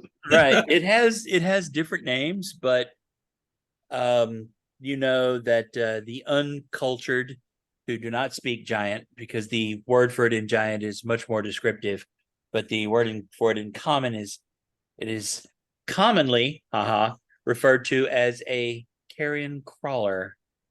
It is a large monstrosity that consumes the dead. And you do know that its bite and its tentacles are poisoned. Don't eat them. Connie's. My Uncle Jurgen has one of these mounted on his wall. He wrestled it. It was awesome. If I could nab one of these, The great story. tentacles still have poison in them, so you used to entertain yourselves by like poking each other with the poison and going numb for a couple of minutes. Like, oh, That's how you get high. Don, check Facebook Yep. Messenger.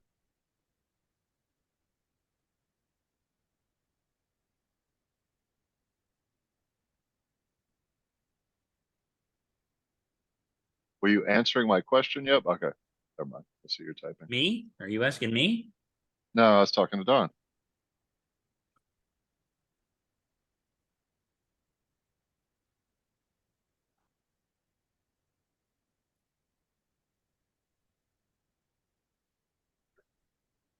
So this is 2 D&D sessions in a row.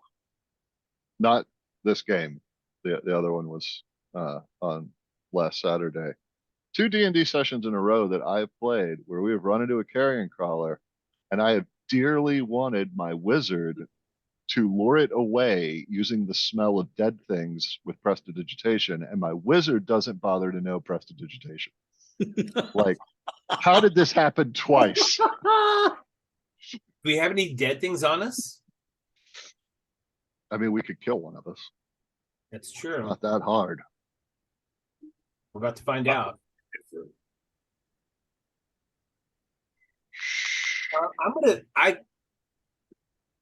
Quietly signal for everybody to wait to see if this thing is kind of doing a circuit all the way around whatever this craft is. It might be on the far side of it here in a minute.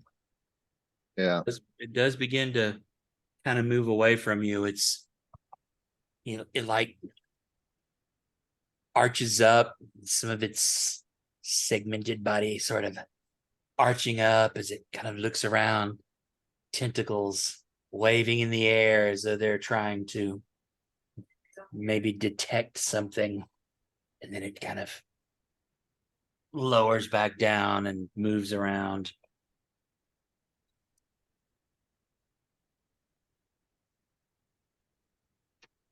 Bet y'all wish Bradyaga was here with his bag of dead dwarf. I'm telling you. Well, since it's not coming towards us, I wonder if Bradyaga's bag of dead dwarf would just lure it towards us. Well, we could use it to lure it anywhere we wanted, is my point.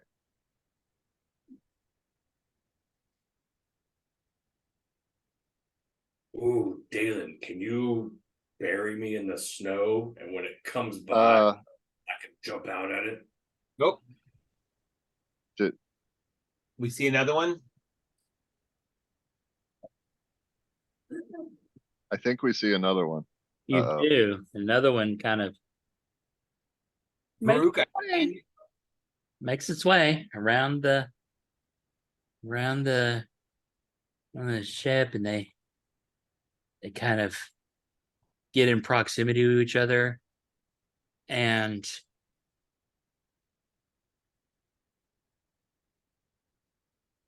maybe there's a flicker of recognition. You don't really understand the anatomy and physiology of monstrosities that eat the dead that look like something straight out of a H.P. Lovecraft short story, but there's a little kind of like a little nod there.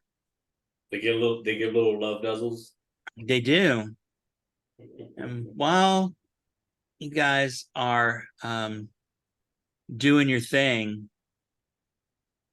give me stealth checks with advantage. I can do that.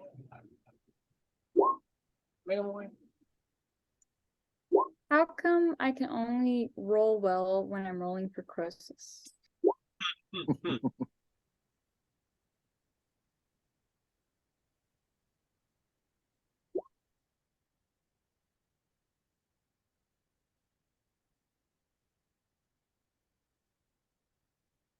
So as they get here,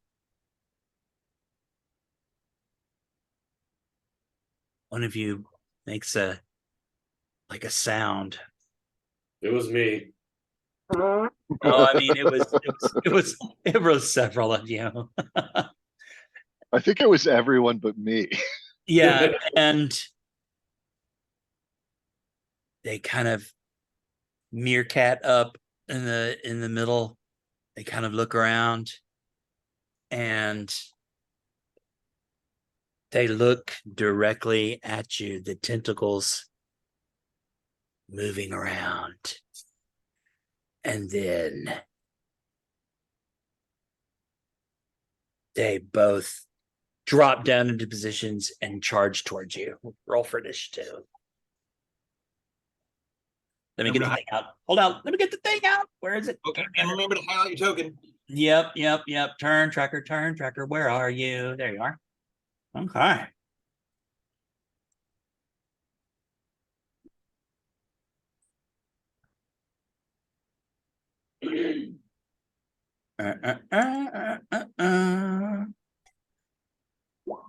Can you add my 10?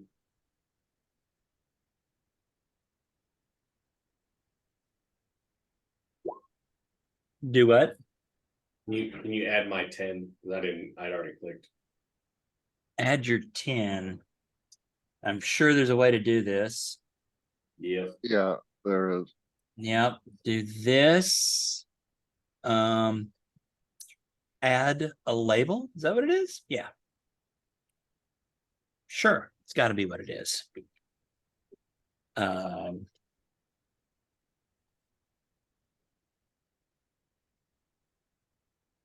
There we go. I really don't think that's it though, is it? Well, now you have to enter the number for him. And would you get a 10? Yeah. 10, 1, 2. Okay. Well, we will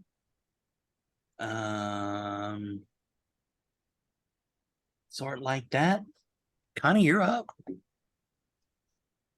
Yeah, I'm fairly confident they haven't noticed me specifically though, right? They have begun to move towards you guys.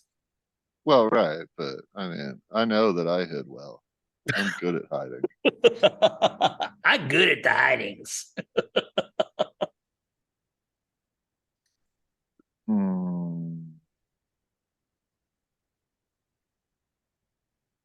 I wonder, is this worth a key point? And I wonder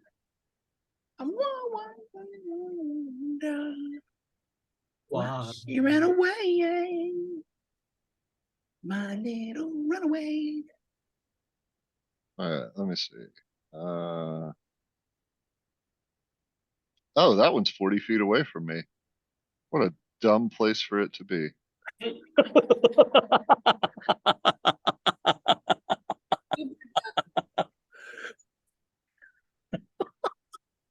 I mean, it's a dumb place to be within 40 feet of the monk. Yeah, I will somersault over my little mound. I'll somersault over the second mound. I'm just a somersaulter. And then I will come to here and I will, oh yeah, I'm just going to run straight up into its face and start hacking. All right. Start hacking. So hand axe number 1. I'm assuming that's going to hit. Oh yeah. That's definitely gonna do it. The hand axe sinks into its as you get closer to it, you realize this thing reeks of rot and decay. Excellent. This is the first time you've heard it make a sound like a like a like a lobster squealing in a tank and tentacles flail around. I assume you're going to do that again. Yeah, hand axe number 2. 16. 16 does indeed hit. These things are big. Take another 4. Alrighty. Let's go tick off a key point somewhere for flurry of blows. And then I will kick it in the face twice. Kick it. Hopefully. Kick it in the face. Oh yeah, that hits. Another 5.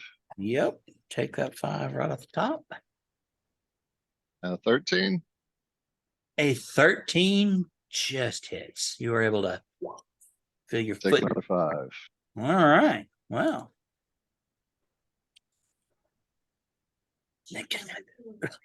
It's like Told you not. Told you 40 feet was a dumb place to be. yeah, it's like this is not a creature with which you share any biology or language or anything. But you'd swear that carrion crawler looks pretty shocked at the fact that you just wailed on it and it rears up a grayish red ichor blood from the hand axe wounds, kind of, and much like a tauntaun, you thought it smelled bad on the outside.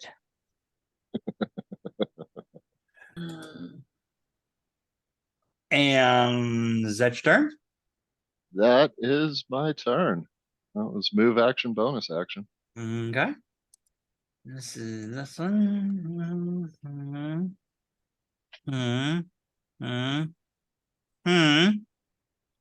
Really? Really? Oh, that's unfortunate. That is real unfortunate. Nothing like reach on this thing. Nope. Fuck. Well, then it'll just use the rest of its movement to get there. It will dash and get right there. Hold on 1 second. Oh, never mind. Never mind. Forget I said anything. Okay. And that'll finish his move. Dalen? Did it go past Varuk? It not like it's just not within an opportunity attack range past Varuk. It didn't get out, or it got into his melee range, but did not exit it. Got it. But that little bit of movement completes its turn. Dalen, you're up. Siston on deck. I'm gonna take a slight step to the side here, and I'm gonna cast Rhyme's Binding Ice. Oh, at 2nd level. Rhyme's Blinding Ice. What is that?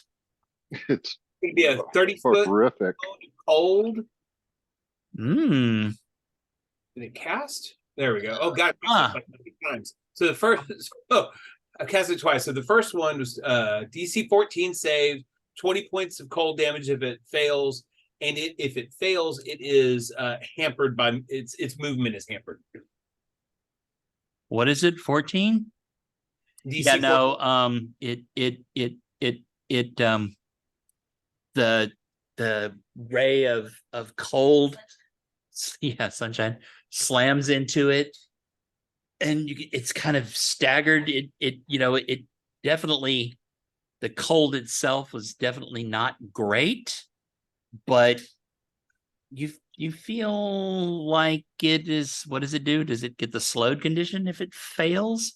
Movement is reduced to 0. Oh well, that's cool. That's cool.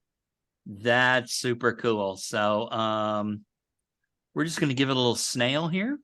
All right.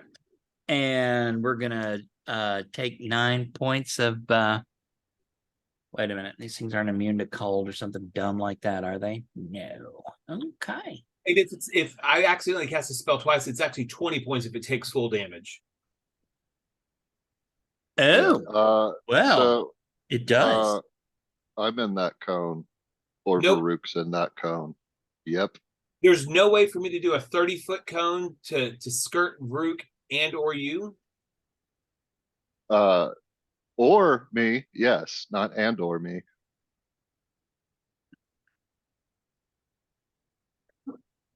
I need a this y'all stupid roll 20 doesn't actually have shapes that you can draw except a circle, which is not particularly helpful.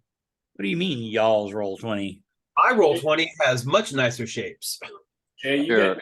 got evasion. You're fine. Well, why is that? Here, Because we look, both have the same plan. How do you get better shapes? You load plugins. here you go. Look. See that triangle there in the middle? At the No. top? No. Huh? On go to Messenger, Oh, okay. okay? Got it. You would be in that yellow corner of the center top triangle. Cause you need to go straight up if you don't want to hit Got Varuk. it. Okay, yeah. I And can't then- do that bottom right one. What's that bottom right one?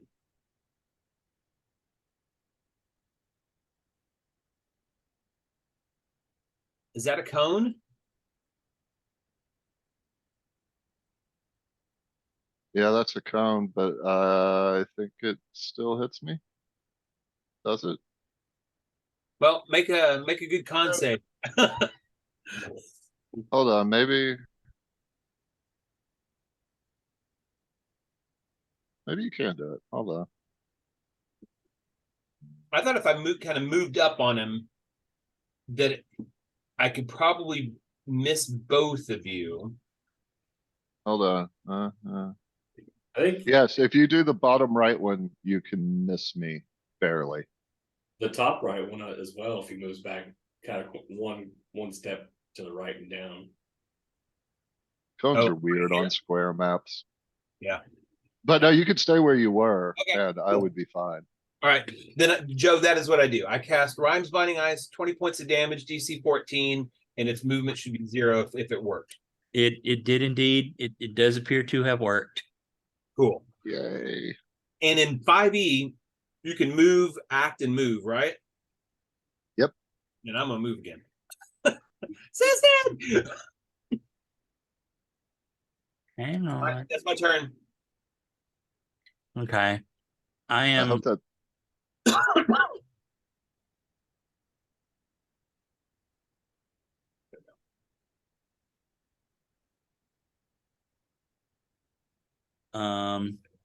It dropped my. I did cast the spell. Yeah, use the slot call.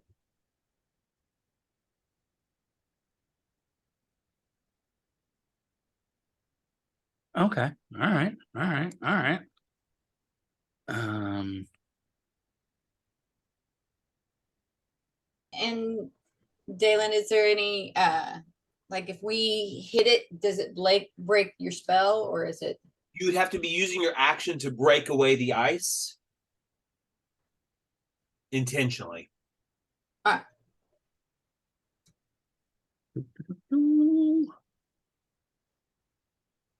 And it's not a concentration spell because the ice is just sitting there on it now. So I'm free to and clear to navigate.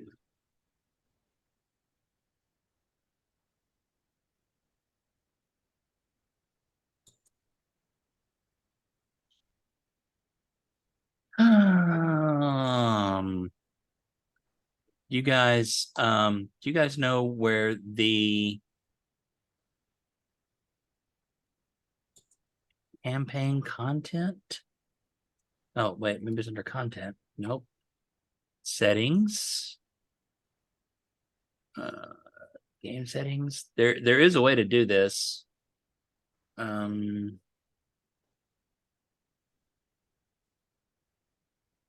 a while. It I has. can't. If I can help, I will be happy to help, but I'm not sure exactly what you were So asking. I'm looking for the game settings page, and there should be yeah. there should be an add-on. I think you actually have to go to it in the main menu. Well, there's a character sheet. This is where the character sheet stuff is. What add-on are you looking for? The Owlbear Emporium's template pack.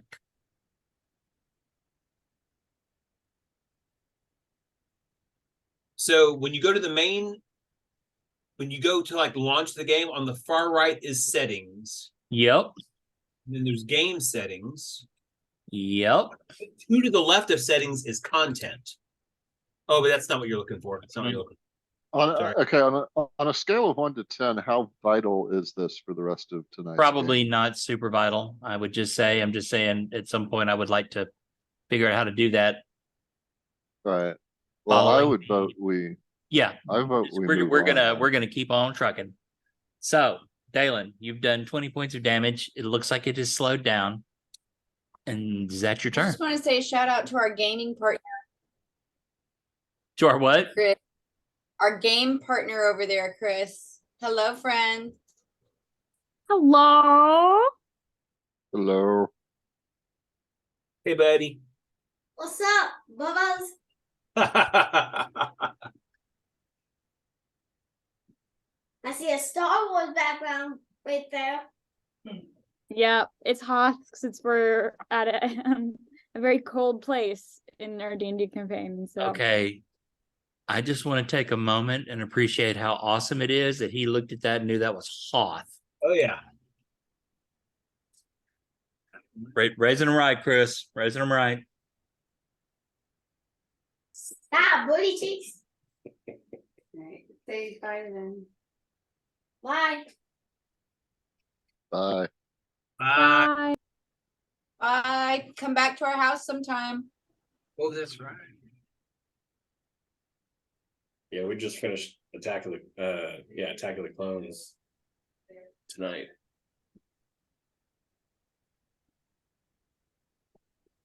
Really? That's cool. Yeah. All right. If that is your turn, Dalen Siston, it is up to you. Awesome.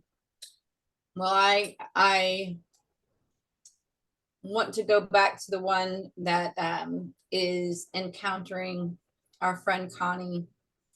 And I'm going to cast Guiding Bolt at 2nd level. Okay.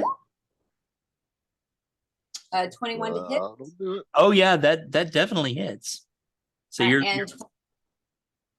21 points of radiant damage. it does not like that at all. Not even a little bit. It's like it's radiant damage, so you assume that the wound is like cauterized, but that was a massive hit.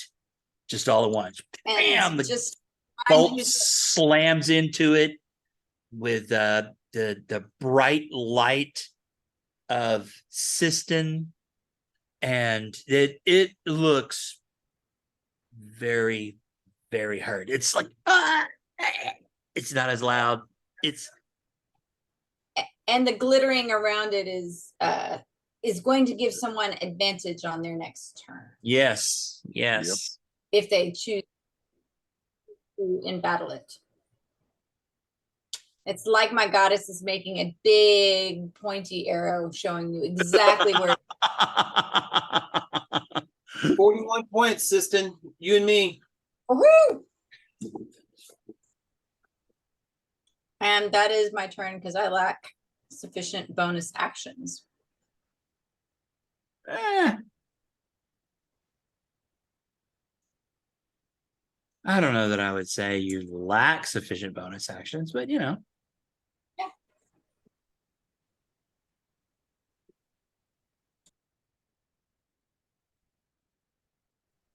Okay, well then. Is that your turn? That is my turn. Okie doke. Well, the now much less enthusiastic carrion crawler is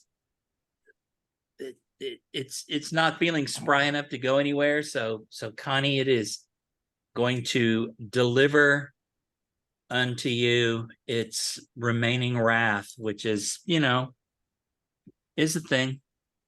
Yeah, it's gonna hurt. So it um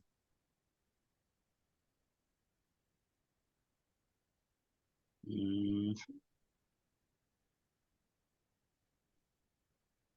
it lunges at you with its tentacles kind of reaching out, and 24. Yeah, that'll hit. All righty, so you take 5 points of really not super impressive poison damage. I need you to make a Wait. Constitution saving throw, unless you're just immune to it or something. So Well, I'm gonna see why Chris is saying wait. Varuk touches the rune on his helmet and giggles and makes him hit his friend right in front of me. I don't know that he can get over there, huh? My magic says he can. Oh my god. Okay. Well, it takes the 5 points of poison damage, and then it has to roll a this is gonna be hilarious.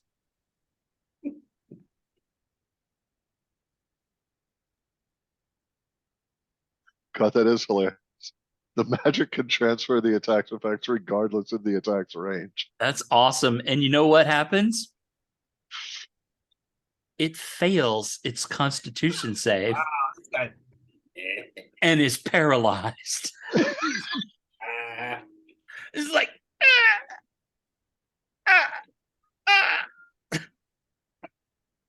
and Brooke is just snickering.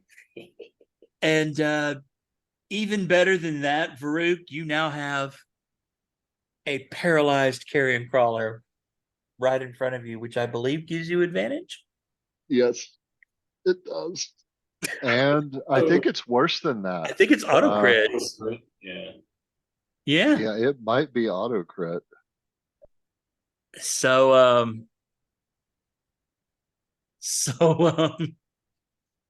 my turn. That's just okay. A paralyzed creature is incapacitated. Any attacks that hit the creature is a critical attack if the attacker is within 5 feet. So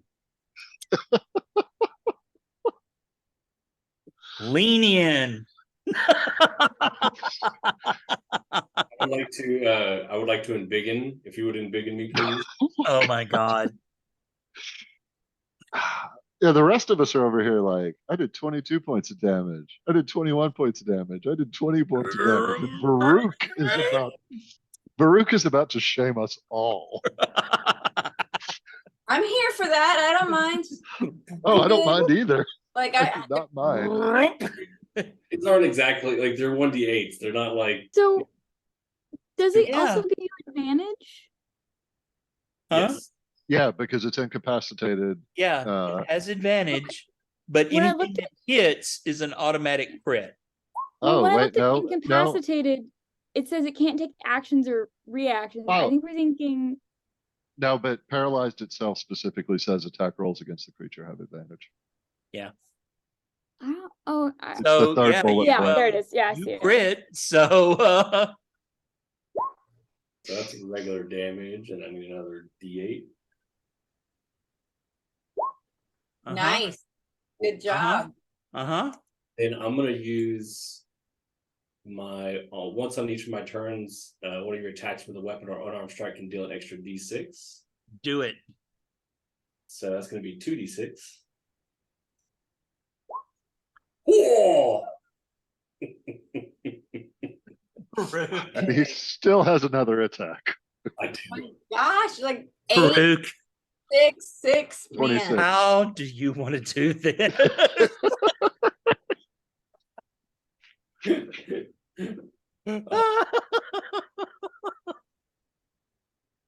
He's paralyzed, so I just Yeah, it's like yeah. his weak spot is found. I just my Uncle Jorgen showed me how to fillet one of these.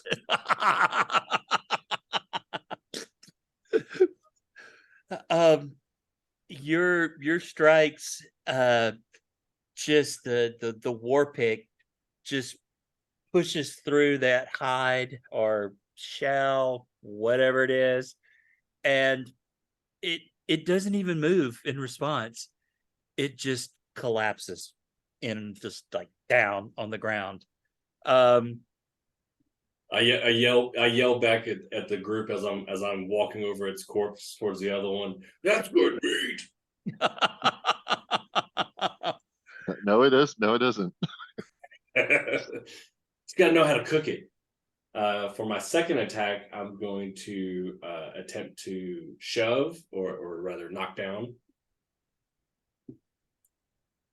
So get a athletics. That would be a strength thing, wouldn't it? Yeah. 25. So shove, you can 11. either choose athletics or acrobatics for Yeah, you. 11. Nice. He is knocked down.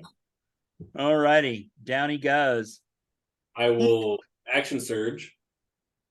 Of course, why not? Sure.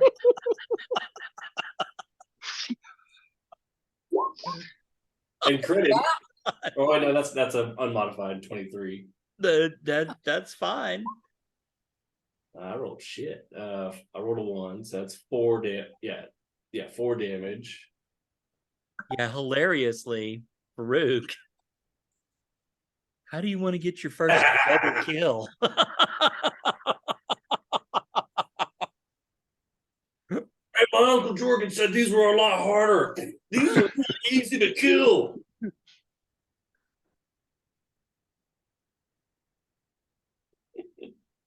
Yeah. You guys are now looking at a pair of really stinky, really big, gross caterpillar things, and the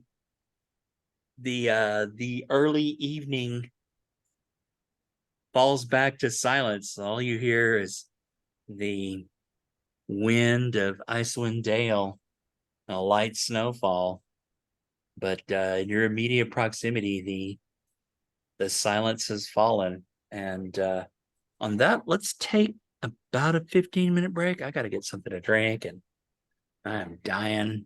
It works. Thank you. All right, go. Yep. That was as good as it gets right there. Pop. Earlier in this round, I was like, should I raid? Should I not